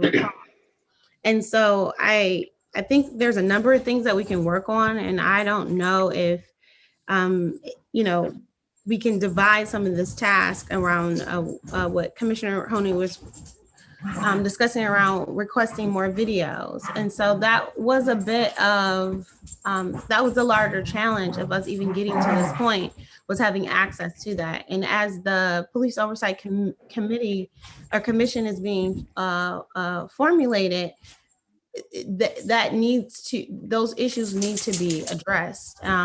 Even when we had the meeting, we were supposed to have unredacted copies of these documents, but we got redacted copies of the documents, and these documents are Foiable. And so I think to Commissioner Sardar's concern around good faith and transparency, like, you know, as a commission, we can, you know, make recommendations or sponsor a resolution to address some of the like the processes around FOIA requesting. We can make a recommendation or sponsor a resolution for commissions and boards to be able to have access to pertinent information that pertains to their mandate and their charge. And I think those are some actionable steps that we should take as we continue to move forward in this work. But back to what we found in our subcommittee of the use of force, from the videos and the kind of what the council had charged us to do with the comparison of the 8 can't wait and comparing the use of force continuum, as well as making recommendations for the utilization of the social workers within the police department. It exposed a lot of, again, systematic issues within the policy, the continuum, the force continuum policy or protocol. And East Lansing, I don't know if you guys saw the attached memo around, you know, what East Lansing has adopted for, you know, to comply with the 8 can't wait. But I think there's more research and follow-up needed. And I don't know, I know Chair Grisby spoke a little bit about his background and working within the judicial system or criminal justice system. And I don't know if any other commissioners have experience working in social services, working in human services that can support Commissioner Honey and I recommendations for the utilization of the social workers. I've done some research on kind of best practices and trainings and things that other departments have adopted across the country, utilizing social workers. So to kind of adhere to one of our first charges from the council, I think that we can kind of work together and kind of form another work group to make those recommendations to the East Lansing, the chief, on how he could better utilize the social workers. But I think that we are going to need more support and expansion around the work of the use of force and the policy changes and recommendations that need to come forth. And so I think I would like to turn it back over to Karen, Commissioner Honey, to kind of talk about what the major observations were and concerns were, and then talk about what our next steps are. Hold for a quick second, Commissioner. Can you hold for a quick second, Commissioner Honey? Yeah. Because I think we have an issue here. So the screen share that we have right now is not the document that's on the agenda. No, this was the document that.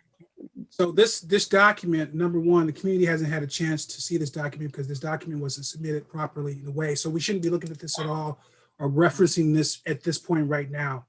What we should have up is what is on the agenda in the document that was submitted, because that kind of goes into, this document, don't get me wrong, is valuable and very important. And it was sent out to all the commissioners. It was sent out incorrectly as well. So there's a lot of issues with that particular document right now. But Shelly, please go ahead. Yeah, so this document is on the published agenda. Crystal shared it, I think, Monday night, right? Mm-hmm. Under the subcommittee report. So everyone does have access to it, and it was republished 24 hours prior to the meeting. So the document that you're talking about, it starts off with HRC Equity Review Committee. The document that Karen is discussing and sharing is the attachment on the agenda under subcommittee use of force report. Yep. Got it. So that was the document I was sharing, and Chair, you. And this is the first one under written correspondence. Yes, this is the first Okay. under written Okay. correspondence that was there, and you asked for me to share the report Perfect. that Okay. we made as a subcommittee, and that was the document I had up. Okay, so this document right here that we're looking at currently right now Is the is shared under written communications on the agenda. The previous document I had up was the document that we drafted, that Karen transcribed in our subcommittee meeting, discussing as we debriefed what our collective observations were. so is that document also on the agenda? Did I just miss it? Is that document also on the agenda as well? It is one on the that's republished agenda as an attachment under subcommittee reports.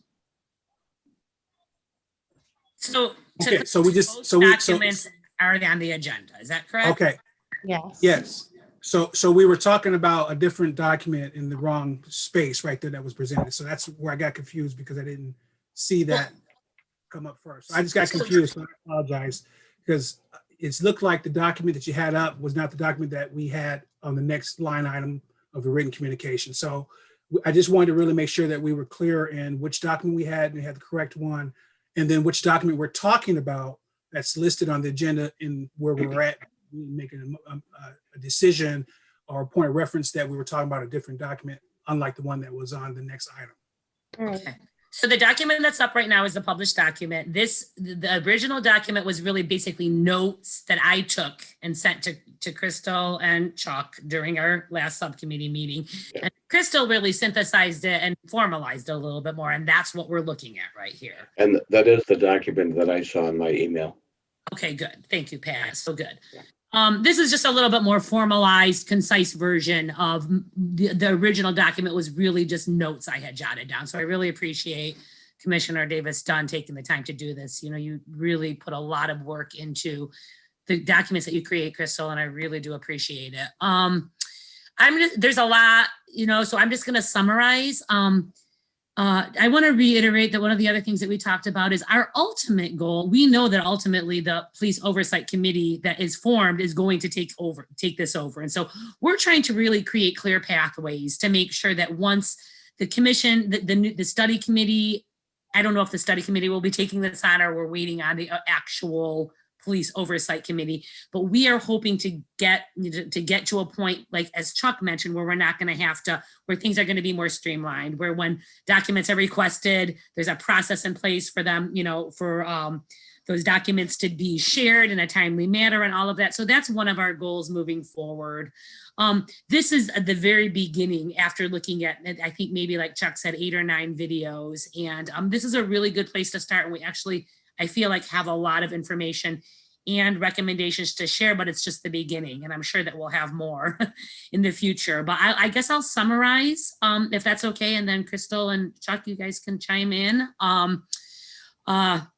Like Crystal said, we were really focusing and looking at the videos on individual behaviors of police officers, because that's really what you do when you watch a video, and then talking about how that relates to policies and procedures. And so I can say that for me and the work that I do in early childhood special education, I'm constantly being trained in new evaluation tools and new curriculums, and I have to be videotaped many, many, many times. It's, you know, it's hard to watch yourself on a video and put yourself up to be critiqued, but to me, it's the most powerful way that you learn and you move forward. And so what we really, one of our big takeaways that we all discussed was how much we learned by watching these videos. What we think is most important is that the police officers that are involved in these scenarios, and then the supervisors, and then the newly hired social workers are the most important people to be viewing these videos, because there is so much to learn by watching, you know, just by watching what happened. And so one of our main suggestions and priorities is that, because this is partly about us making recommendations about the use of the social worker. Obviously that doesn't, I mean, that's not our job, but we have been asked to make recommendations. So we all felt very strongly that a very important use of the social worker would be to talk about de-escalation skills and human relationships and crisis intervention, and that watching videos with a social worker, a police chief or a supervisor, as well as the officers involved in the incidents and maybe other officers that are in training, could be a really, really powerful tool. So we feel very, very strongly that that is a very important use of the social worker. We felt, I'm gonna just look at this here. Some of the major things that we noticed in all of the different events was lack of consistent approach when there's an incident coming, and the way that the what happens when the officers first arrive. There's a lot of inconsistency about that. We probably didn't see a wide array enough of videos to make a determination about what that's about, how much that's about race, gender, you know, all that. But obviously we know that that is going to come into play. We noticed that in almost every video that we watched, that we all were, Chuck and Crystal and I were struck by how many officers show up in the first place. And even the way their body language is, and even the way they're positioned with their authority and power over the suspect. Can I have a quick question for you? I mean, if I could say something real quick. Yeah, please. This is great work, but I'm just kind of curious, and I wanted Chuck's opinion on this. Chuck, isn't this a duplication of the efforts of the Oversight Study Committee? Yeah, great question, and this is what I think is what I was trying, because I got confused here because we were in item 2.2 and we jumped down to 4.1 in presenting that. But this is what I thought we have as really a great source for us to send over to the study committee to enhance what we got going on over there as well. And so this is kind of what I was trying to refer to as where we're at right now in the process, and then all the other stuff that's outside that, like social workers, the A Can't Wait. Some of those things go outside what I thought the parameter was and what we were initially going for, because as you see these recommendations and some of the different things we came to as a subcommittee really is the end result of where we're at now with our work. So yes, a long story short with your question, it is. And, you know, I think we need to have an understanding about kind of really how we use this information that's being presented. If it's something that the subcommittee is prepared to kind of share forward, talk about more with the overall group, which we're doing right now, and go from there. So that's kind of my answer to your question. Okay. I'm sorry, Karen, to interrupt. I'm confused as well. When you talk about overlap of what the study committee is doing, as to what specifically are you guys investigating use of force incidents? And so have you guys begun to review videos from the East Lansing encounters? So we had some, who are you asking that question to? I mean, Chuck or Tyler or whatever, sorry, Commissioner Tyler. I was just kind of curious as to. Yeah, so we had presentations by each of the respective groups in all of these areas. And also we broken up into subgroups and did research and reports on this. So we had conversations based on a lot of the content that you provided here. So, because in particular, I wrote section 1 of this. Not of this, but just kind of the introduction and where we're at right now in terms of reviewing the minutes and putting together an executive summary and where we plan to go. Okay, and so, and I'm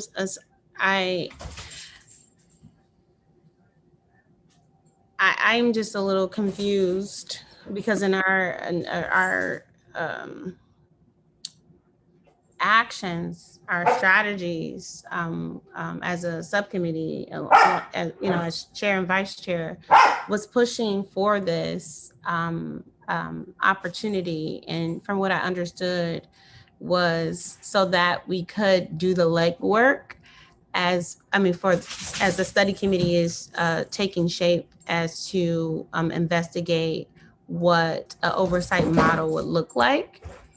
And so it makes me pause to question if we should pivot our actions around just making recommendations to the social workers and how they could be utilized. And I don't know if that's something that the study committee is looking into as well.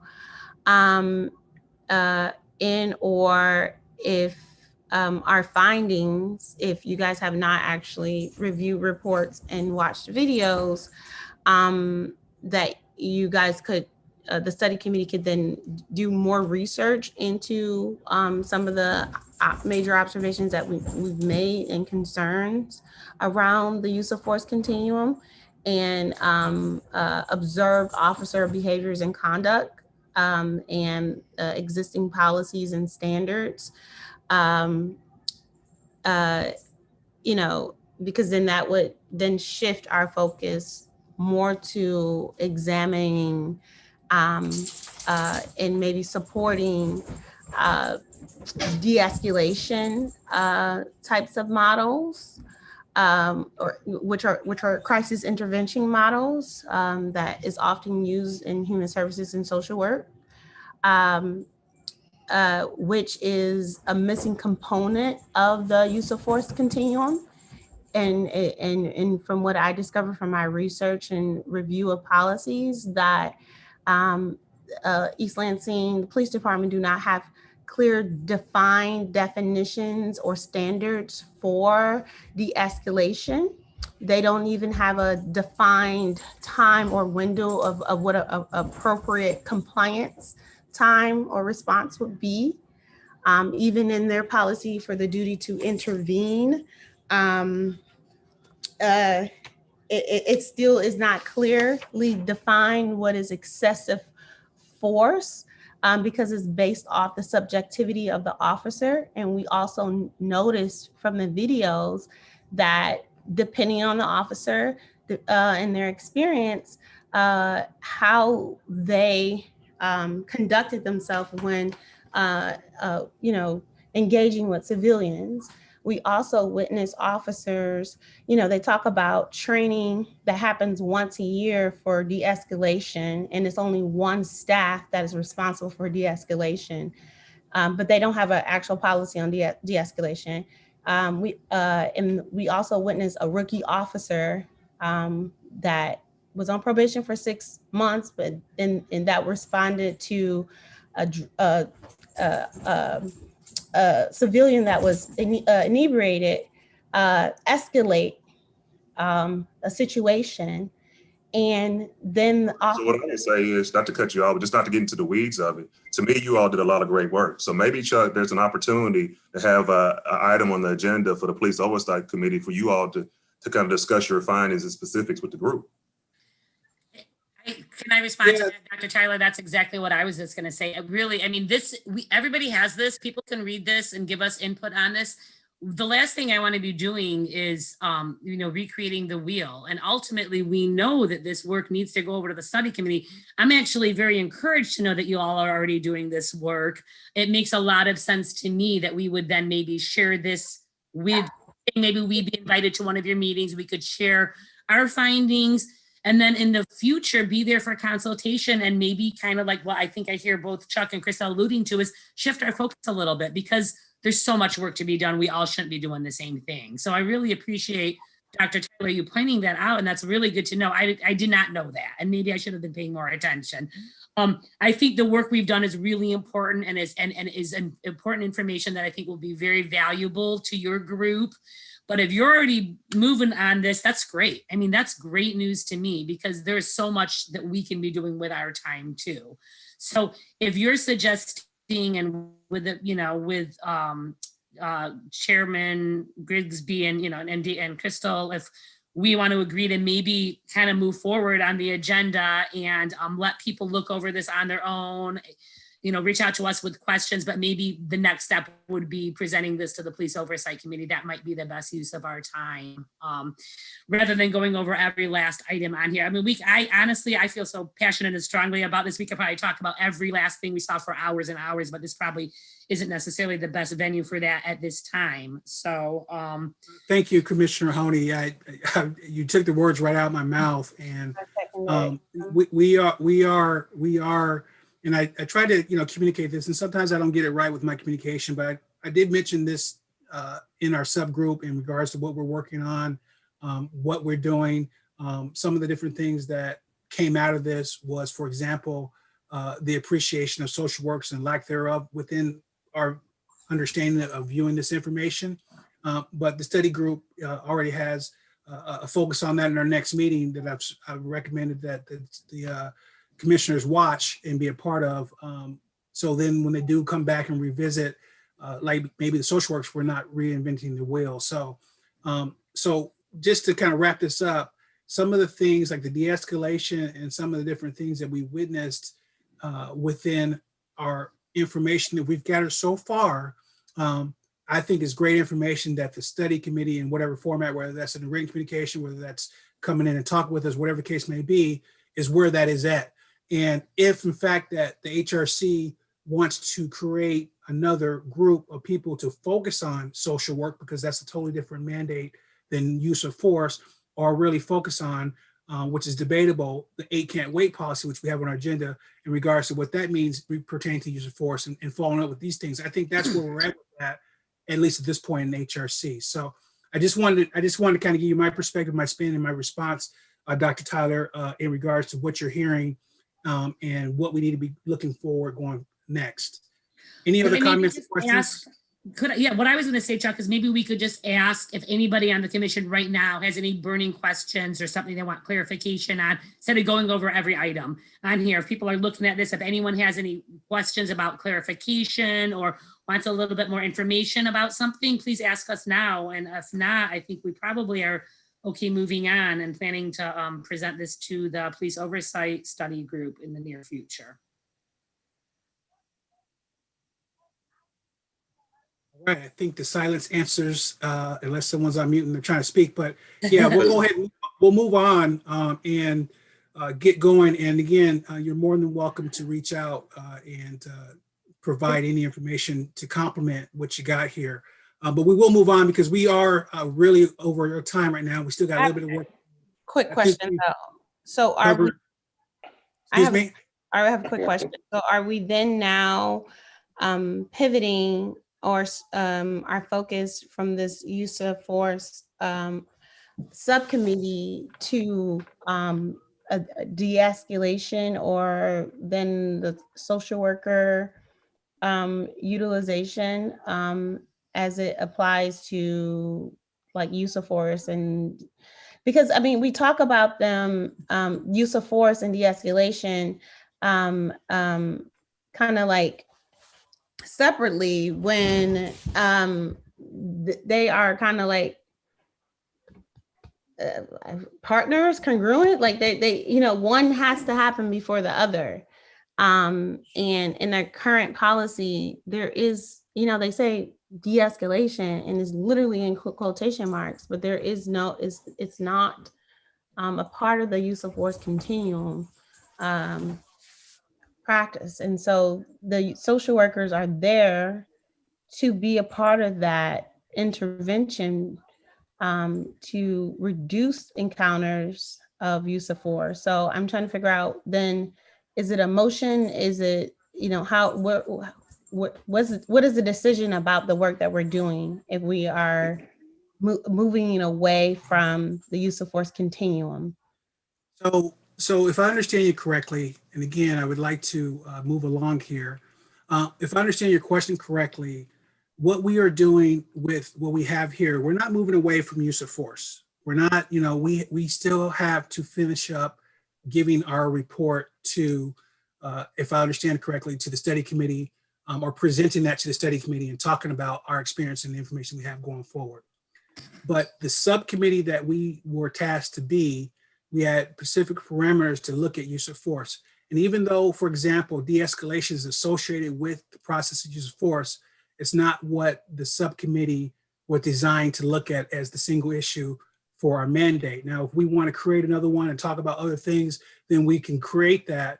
But for the use of force, we're not going away from that. We still have some things to finish up with that as far as presenting it and giving the information we have going forward. But we do have some other issues that came up, as I was saying earlier, that go into play with use of force that I think goes outside the scope of what the subcommittee was designed for, to hopefully answer your question. Thank you. And Chuck, that's what I wanted to add. I think it warrants a conversation with the oversight committees. First, because of all the hard work that you all did. Second, so we can fill in the gaps and what, you know, and see some synergies that we may both have, you know, in our respective groups. Yeah, I mean, it's all good work, and I hope I'm not coming off in a way where I'm trying to, you know, take away from that or disparage, you know, the energy that's been put into it. I'm not doing that at all, but I do know we have parameters that we need to abide by, and we also have another group who is doing and has a little bit more resources than we do in regards to that. So, for example, next week we're going to have community health coming in, and they're going to be talking about social work's implementation of that, some of the issues that go into that, and how social workers and policing can coexist in a way that's productive and have a positive outcome on the community and the police force. And I know that the Commissioner Honey and Commissioner Davis Dunn have a background in social work, and they really want to look at this issue and really contribute, which is nothing wrong with that. But again, that is separate from the actual use of force in my mind, unless someone can tell me differently, but it goes outside of what we were working on initially in regards to that advocacy.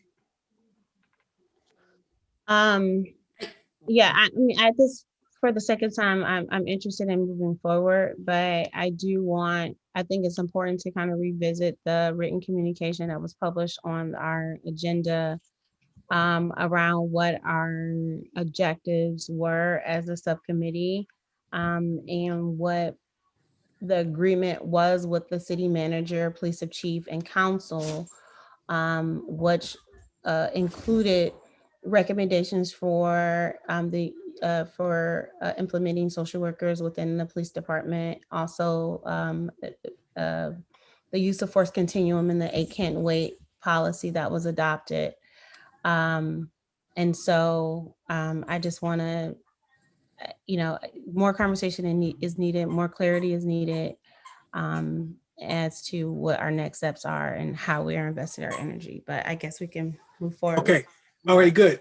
Thank you. All right, so you guys did for a loop because you guys went straight down to item 5 or 4.1 or wherever it was, and so we're talking about that. So, but we were in a place in the agenda in regards to the use of force review draft that was submitted and on there, and and that's what I was really originally speaking to in regards to kind of how it brought up other things like de-escalation and some of the different things that we've already discussed.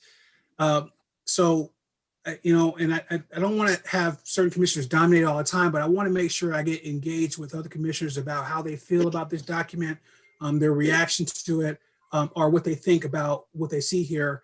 But we will move along and have this conversation be very, very tight, if you don't mind. So I will open it up for any commissioners that want to respond to anything in regards to on written communication, HRC use of force review draft. It says KDD behind it. Okay, so did you want to say something briefly, Commissioner Crystal? I think I know you'd like to speak on it. I'm sorry. What document are you talking about? Under item 2.2. Yes, we just reviewed that use of force document. I spoke briefly about what our objectives were, and that our strategy was to examine the scope of or factors contributing to the use of force during police encounters. And that is when we turned it over to turned it over to Commissioner Honey to discuss what our observations were from our activities, which was reviewing the use of force continuum, then reviewing the redacted policies, and then being able to review the reports and video footage in order for us to understand, again, those factors contributing to use of force during police encounters, which led into the other conversation, and what, again, the outcomes or the deliverables that were asked of us as a subcommittee from the city manager, the chief of police, and council, was to make recommendations of regarding the use of force practices in the 8 can't wait policy, as well as de-escalation tactics and protocols, trainings and scope and provisions of the East Lansing social workers and resource specialists. And then the other things that were highlighted on there was the trends to recommend for review and monitoring through the police oversight committee, and figuring out a way, or, you know, publishing information or education to the public around public safety and best practices when engaging with officers. So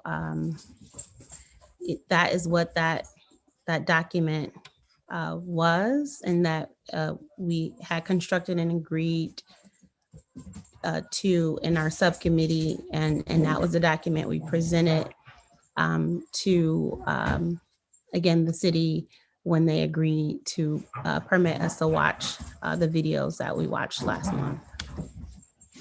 All right, I think we can agree we're talking about the same thing. Is there any other comments?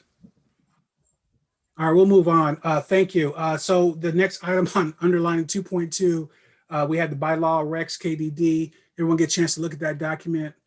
It's kind of, you know, addressing some of the different things that I think Commissioner Dunn was hoping to look at as a commission in regards to how we are structured and some of our roles within that structure. And we got correspondence back. I don't have it pulled up, but we did get correspondence back from our city attorney. Shelly, do you have that that addresses that document available to you by chance? I'm familiar, since I sent the email, I'm familiar just with the conversation I had with her.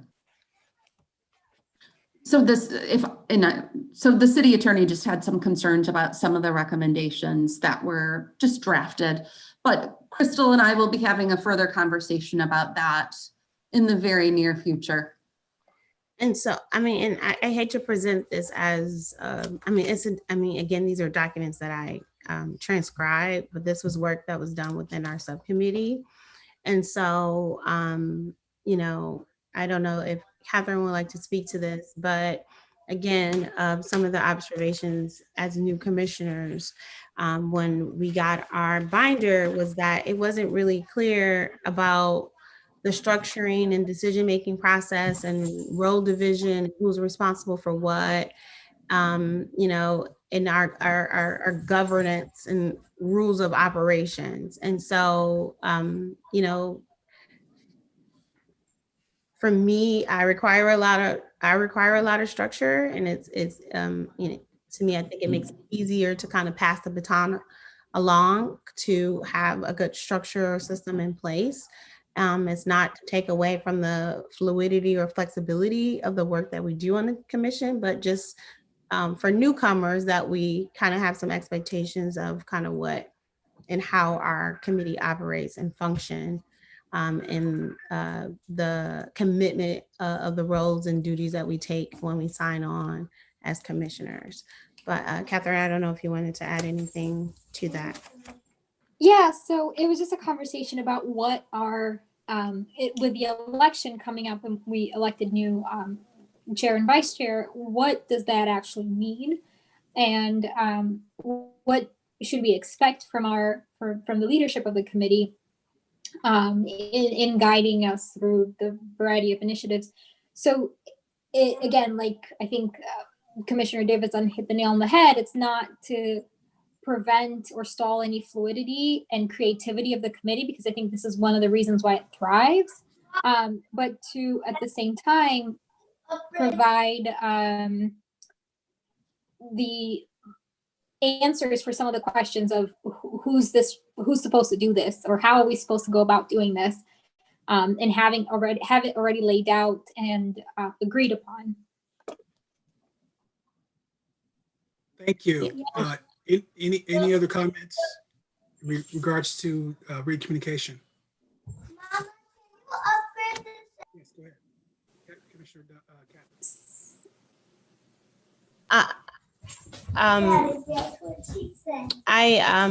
and so I don't know if you guys had a chance to review or look over them, but in the city ordinance or mandate for general information for commissioners, it does not define roles or titles and duties of those roles and titles, other than chair and vice chair, and then that the secretary is supposed to be appointed by the city manager. Nor does like the election. Eden, I am on a meeting, please stop.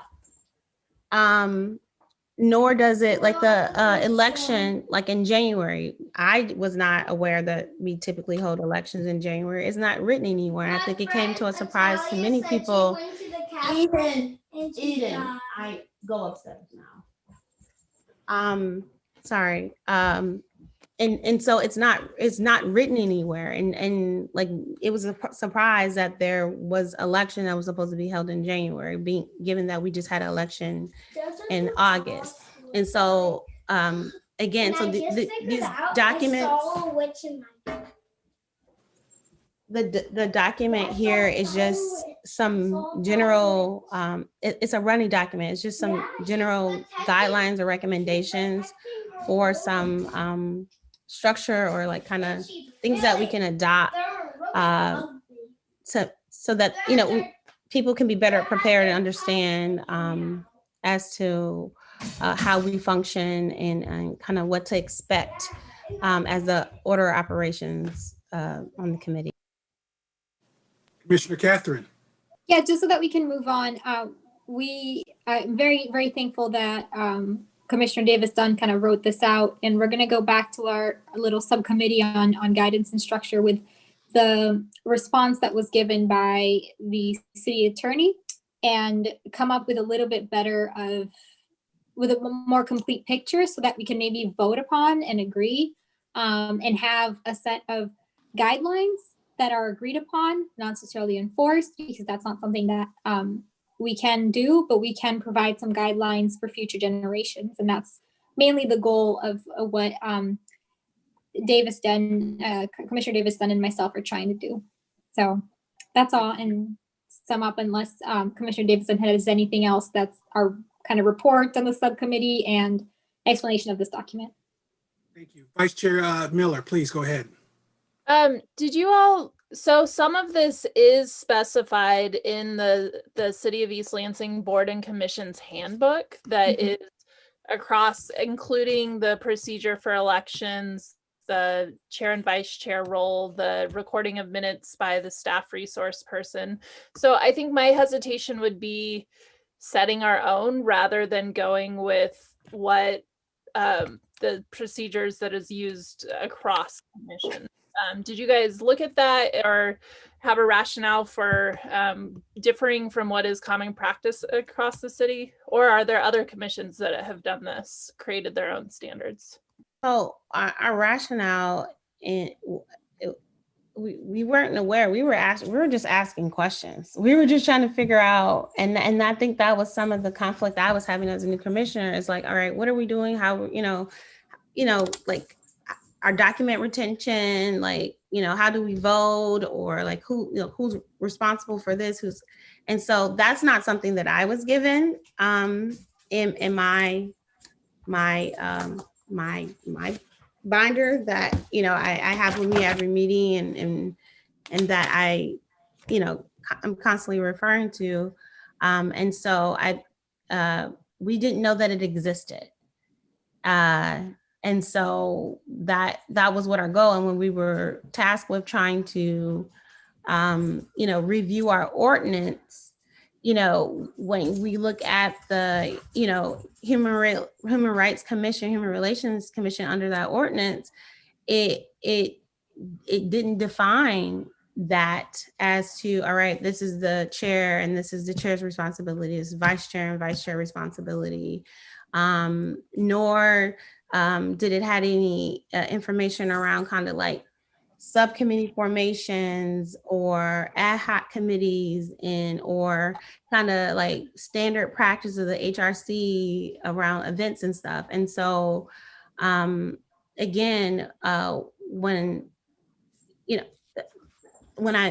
we start anchoring and looking at this, it just seemed like it didn't exist. And every time we asked questions, based off the historians in this group, it was like, oh, we did that. Oh, we did that. And then it would just like magically appear.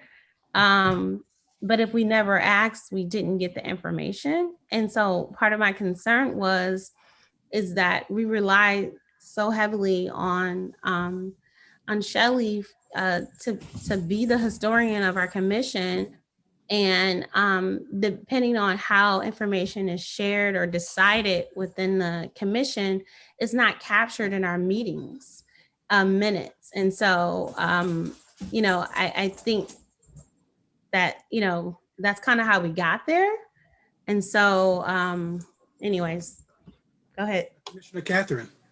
Yeah, I just want to thank Commissioner Miller for once again bringing us up to speed on something that we would have loved to know prior. And you didn't know what we didn't know, and we didn't know what we didn't know. So that's why we love the input and the conversations. Just like you brought us up to speed with the goals and priorities document that you guys had put together. Because both Commissioner Davis Dunn and I have gone up and down through this binder trying to find answers when only you guys can provide. So we appreciate you surfacing this. And just for the sake of time, I did find the on the website, it's called the City of East Lansing Boards and Commissions Handbook, right? I did find it. And as a subcommission, we're going to go over it and see, okay, so what is already specified and what are some things that are, a little open-ended that we could agree upon as a committee.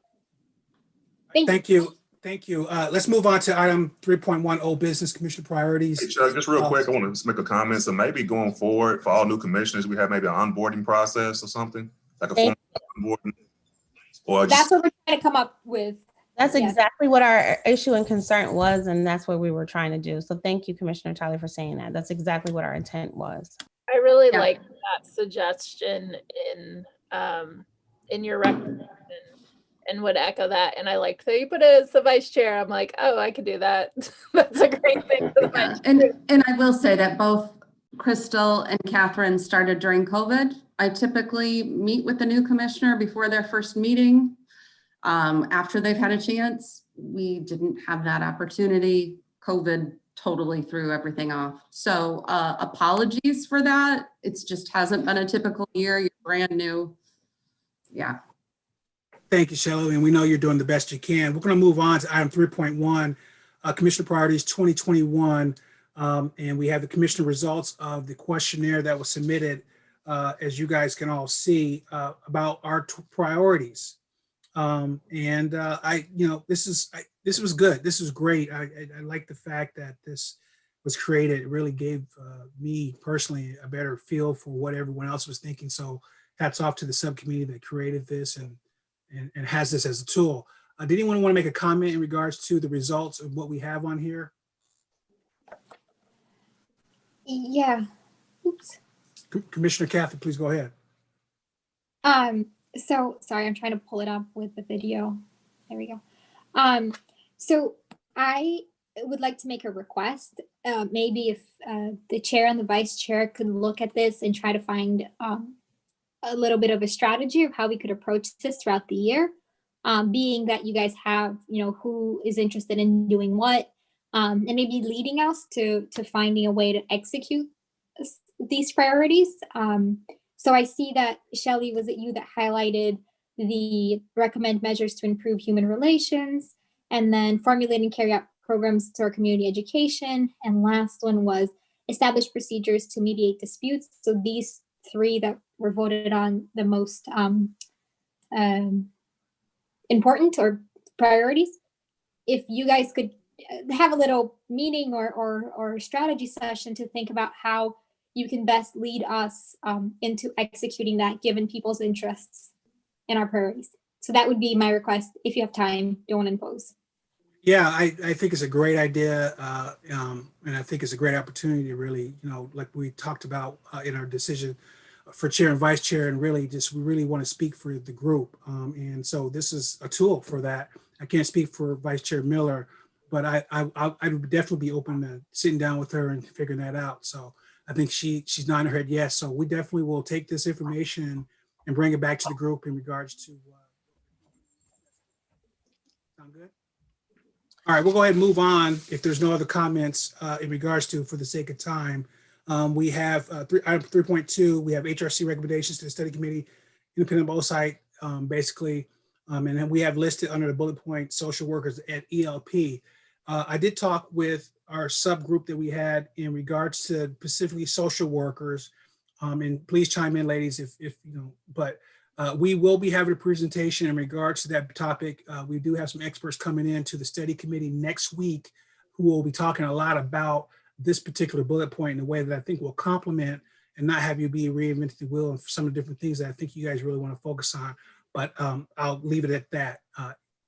So please, I'll open it up if you have anything you want to report on that. I feel like we've kind of talked about this topic quite a bit, so I'm. All right, and then we kind of really talked about the use of force and where we're at with that, and the whole dynamic of where we're at with that as far as the study committee. And I'll go ahead and move on to item 3.3. I was just going to say I'm looking forward to the presentation at the study group next week, which I plan to participate in. So yeah, that's great. And just for going back to that use of force there, did either one of you ladies get a chance to see the presentation in the study committee that was done in November for the particular use of force presentation? Yes. Okay. Yeah, that was so this complimentary of, and like Commissioner Tyler was talking about, as far as just reinventing the wheel and duplicating the work, we just really want to make sure we want to utilize you guys' time and our time best way forward. We'll move to item 3.3, 8 can't wait reform policy measures. And as you see, we have the June 9th resolution on there. And then we had the 8 can't wait memo that was presented and incorporated with the East Lansing Police Department. Are there any initial reactions or comments on this particular item? I think, again, I mean, I wonder, even to the point of our commitment around evaluating the use of force continuum and the use of force policy with the East Lansing Police Department, and this their adoption of the 8 can't wait is even worthwhile reviewing. I think it's something that, again, the study committee or police oversight committee should tackle, because again, from the findings and observations that from just the video and reports alone, we have not, again,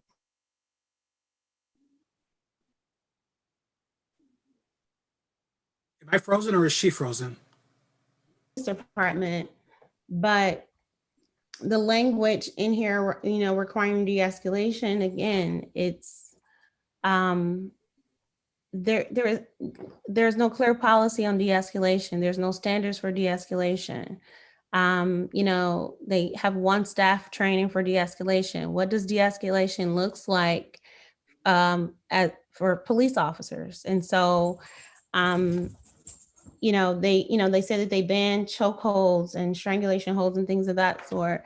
We witness in some of the videos, the tackling and them trying to take down. In some videos, we couldn't even clearly see, you know, the positioning of the officer's body if they were actually had an arm around the neck, you know. And so it's kind of really hard for us to really dive into these things without unfettered access to videos and reports to ensure that the city is meeting the standards of the 8 can't wait, and actually have policies and actual protocols or interventions for officers to help them be more effective in their jobs. Thank you, Commissioner Dunn. Any other comments or reactions to the document? All right, I'll go ahead and move on to item 4.1, committee reports. And we kind of have covered that already in the presentation that we had from Commissioner Honey, and thank you for doing that. I mean, thank you, Commissioner Dunn, for also working with that. And I just think that we did do some good work in regards to where we're at with that particular item there listed. All right, I'll move on to item 5.1, which we've already done with Councilmember Bacon, and under staff reports to item 5.2 for our staff liaisons, Hardy and Newman. Yeah, I'll go first, Elaine. Just one thing, a reminder that February is when you wanted to invite ELPD to come in to speak about and present the 2020 complaints. So that invitation has been extended to the chief and the deputy chief, and they have it on their calendar and they will be there. Yes, Commissioner Miller. They have our Excuse me, same, Vice Chair Miller. do they have our same sort of written request from the previous year? I will get with you to make sure they get that detailed request. Okay. Yeah, that's very, very important. Thank you, Vice Chair Miller, getting some things written so we can look at beforehand. And it was very, very helpful process, more so than what I've heard about in the past. But outside of that, I'll go ahead and move on if there's anything else for you guys to report. All right, we are. Chuck, I was just hoping that I might be able to, I don't have a report, but just remind people that in 2 weeks, we'll be observing the MLK holiday. And obviously, because we can't convene this year, we won't have a luncheon with 2,500 people at the Lansing Center, but we will be doing a broadcast on WILX that will air at 7:00 p.m. We'll be preempting Jeopardy. I will tell you that I'm very excited about our program. We'll feature many elements of our in-person program, including our symphony. But this year, our keynote is Dr. Bernice King, who under ordinary circumstances, we would not be able to get on MLK Day. So I'm really just super excited about her sharing this day with us. And so we'll be featuring a conversation between she and I as part of that program. So hopefully, again, you'll join us. You'll tune in to WILX on January 18th at 7:00 p.m. for our annual MLK Day of celebration. And it will be shown later on YouTube and some other outlets, but that's our event for that day. And so I'm hoping that you'll join us. Thank you. Thank you, Ms. Hardy. I apologize. I didn't see you raise your hand, so I didn't mean to do that to you. I always love to hear you speak when you have a chance to speak about something. So, all right, I'll go ahead and move on to item 6, Commissioner Concerns. Does anyone want to report anything back? Yes, Vice Chair Miller. I just wanted to make sure that we revisited the meeting time. That's my only concern. All right, let's revisit that real quick and talk about that. We have a 6:30 start time for our meetings only until we get back into in-person meetings. And then we had previously agreed that we'll talk about that and maybe look at that differently. But as of now, we had voted on a meeting at 6:30. And so I will open it up to anyone who would like to speak on that. I'll speak. I just like to say, I can't remember. I feel like I voted against it just because I knew it wasn't going to work for the two moms. I mean, they were pretty clear about it not. Still, even on Zoom, it's still being less convenient for them. And even though 7 might not be ideal for all of us, it was working, you know. And so I guess I would, you know, based on what Councilmember Bacon informed us of about how that was frustrating to some of the moms in the group, I would venture to say that we should maybe switch the meetings back to 7. I certainly don't want to have a meeting time that's going to be hard for even just 1 or 2 of our members to make. And so I'm 100% absolutely would recommend we go back to 7 o'clock. I don't think there's anybody that can't make 7 o'clock work or that is going to be unduly put out by 7 o'clock, whereas the 6:30 timeframe is obviously very challenging for a couple of our members. So, and someone made a suggestion about maybe making the decision that it should be a unanimous decision. That I support that as well. So that's my 2 cents. You're searching for perfection. We can try. Yeah, we sure can. Crystal, was this time difficult for you this evening? You're muted. Getting here at 6:30. As I previously expressed in the last month's meeting, along with Commissioner McWhorter, that yes, it's very difficult to, especially me being a public health worker, emergency worker, getting off of work at 5:30, having to pick my kid up from childcare to make a regular 6 or 6:30 meeting. I understand the compromise was 6:30, but it does make it very difficult for me to get home, get settled and organize and prepare, which I was trying to do in the first half of the meeting because of the time crunch. I think what Karen was alluding to earlier, 7 o'clock seemed to have been working for all of us pretty much anyway. So if 7 o'clock works better for you, Crystal, I would support returning to 7 o'clock as our regular starting time. So that's any not other a motion. comments? I second that. That's a motion by Commissioner Cannon to move our meeting times back to 7 o'clock, seconded by Commissioner Catherine to 7 p.m. Is there any other comments, any other discussions on that? Just an observation that a point about needing to be unanimous in a thing like this is very well taken. And I personally regret that we were not unanimous and feel sorry for the people who felt offended by it. Sorry about that. Yeah, I'll give you a different perspective. But, I also have a child. And for me, for example, like tonight, we started at 6:30 and here we are at 9:18. If we would start a little bit later, we would be definitely in the late hours of the night.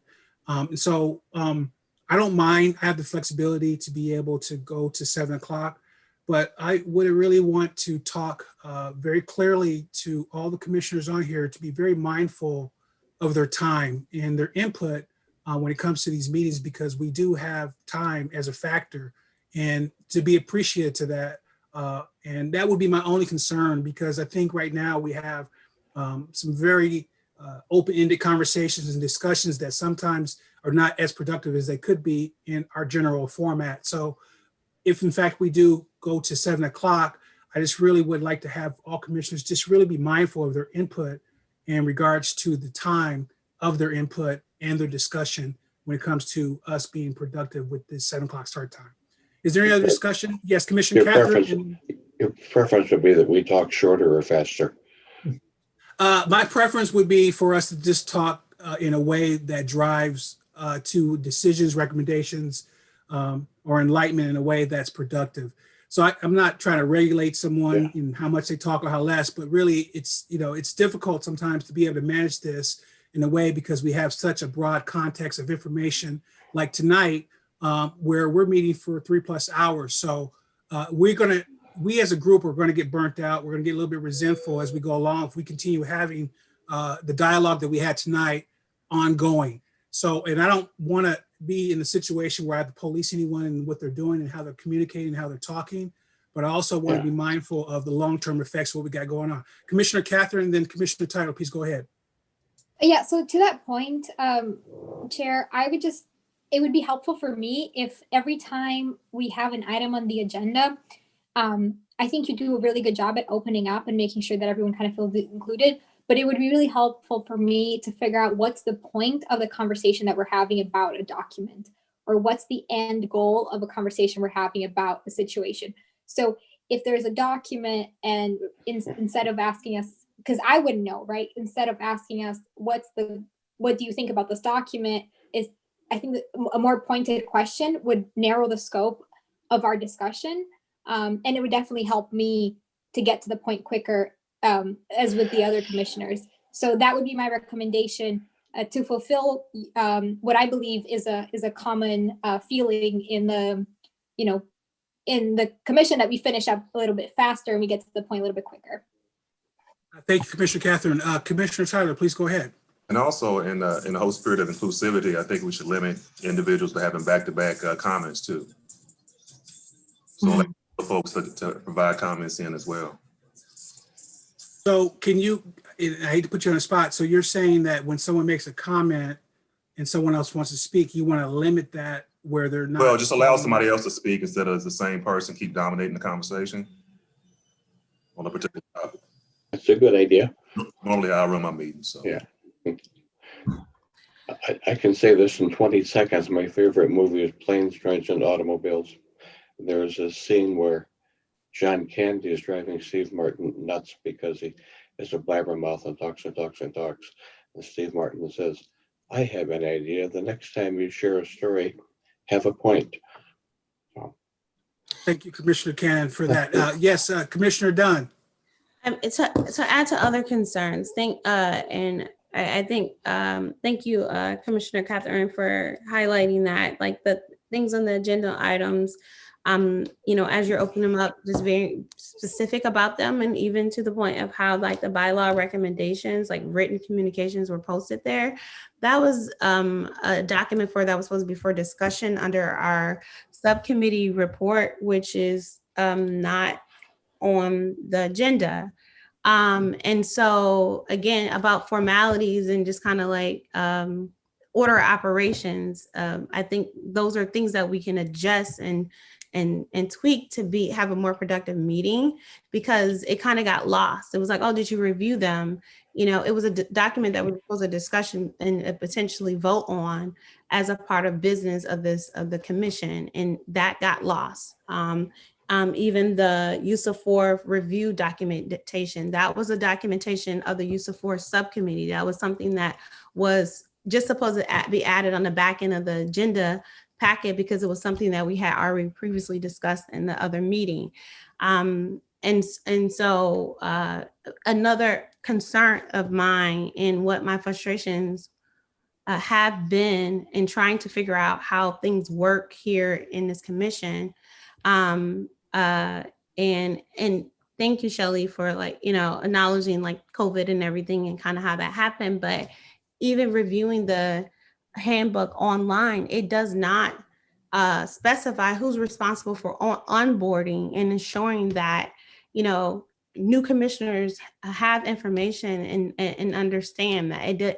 And then also it talks about that Robert Rules of Order is our order of governance. And so under Robert Rules of Order, when we have discussion, you make a motion, and it's usually a timed motion to have discussion. So you have a 5-10 minute discussion. Once that time is elapsed, then you either make a motion to extend it, or it closes or move forward. So there are numerous ways of conducting a more productive meeting and getting things done. And for me, I've studied the handbook, the binder that I got. So from my limited information, the way that I've engaged with this commission has been based off what I understood as gaps, and, or opportunities for us to be more proficient in our work. And then again, reviewing the handbook that's on published, it's very generalized, but there are rules of operations there that we are not necessarily adhering to as a commission that would make us much more productive. So that's the only thing that I want to express as to kind of where I was coming from and where my frustrations were, because I did not understand what my role was as vice chair of the commission and how I could support and move these things, so that I felt like collectively our voices were heard, collectively we were moving in one direction, and not that these things were kind of falling out of the sky and 1 minute we're taking this initiative on, next minute we're taking this on, and we don't know where anything landed. So at that point, that's the only thing that I have to add. And I don't know if we're making a motion to adjourn, but. All right, so is there any other commissioner comments or concerns in regards to anything they have on their mind? I will talk a little bit. Please go ahead, Commissioner Catherine. Did we vote on the time change? No, there was no motion for it. There was, made by Commissioner Cannon, seconded by me. Okay. Oh, that is what a rough comeback for 2021, Chuck Grigsby. All right, let's get back to that. I apologize. I got distracted with that. So anyway, let's get back to that motion on the floor to move our time back to 7 o'clock from 6:30 going forward. And so in the discussion part of what that is and everything, are we under the soft impression that everyone needs to be in unison with that? Or is that just a recommendation and we're going to go with our typical vote, just for me to have clarification on that?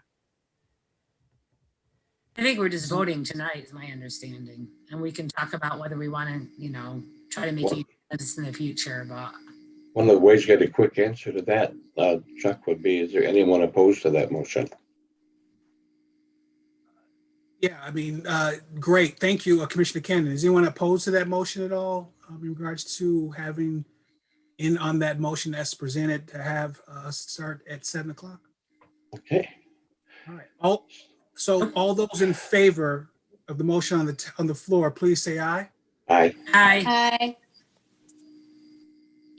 Any opposed? So pass. So Shelly, we'll get back to 7 o'clock for our meetings going forward. And thank you for catching that, Commissioner Catherine. I can't believe I just left that on the table like that. I think we got into discussion and I got off track. So going back to item number 6, any other commissioner concerns? I just had one little thing I wanted to say. In our communication outside of our meetings, when we are communicating and we would like to get our information out to other commissioners, I cannot tell you enough how important it is for you to send that communication directly to Shelly, so then she can disseminate it out to the rest of the group. When you do a reply all, when you send more than one commissioner, that's a violation of the OMA Act, which is a really, really big deal. You can only get away with violating that so many times before we're in a situation where there's consequences. So just please remember that when you want to communicate and get your message out to the rest of the group, if it's not one-on-one, then you need to please go through Shelly, and then she will get that out in a way that is going to be adherent to our rules. And that's all I have for concerns. And we'll move item to item. I just want to apologize. This is the first meeting that I've had of the year. I was a little bit rough, and we had a couple of hiccups in there, and I will get better. I will work on presenting the information that's part of the agenda, which is a very difficult task at hand. I'm still learning a lot as of myself in regards to conducting meetings such as this on complicated issues that have a lot of layers to them. So please appreciate that as well. And if there is anything else, I would look for someone to make a motion to adjourn. So moved. Moved by Commissioner Cannon. Is there a second? Second. Seconded by Commissioner Honey. Happy New Year, everyone. Thank you so much. All those in favor, please say aye. Aye. Aye. Aye. Any opposed? Have a great evening, guys. We had a great meeting tonight, and I look forward to working with you going forward. What a start. Take care. Night, everybody. Thank you. Good night. Bye-bye. Crystal, are those puppies in your house? Yes. I heard a big dog and a little one. No, the girl dog has a larger voice, but Oh, they're okay. 7 months old as of today. So Well, congratulations.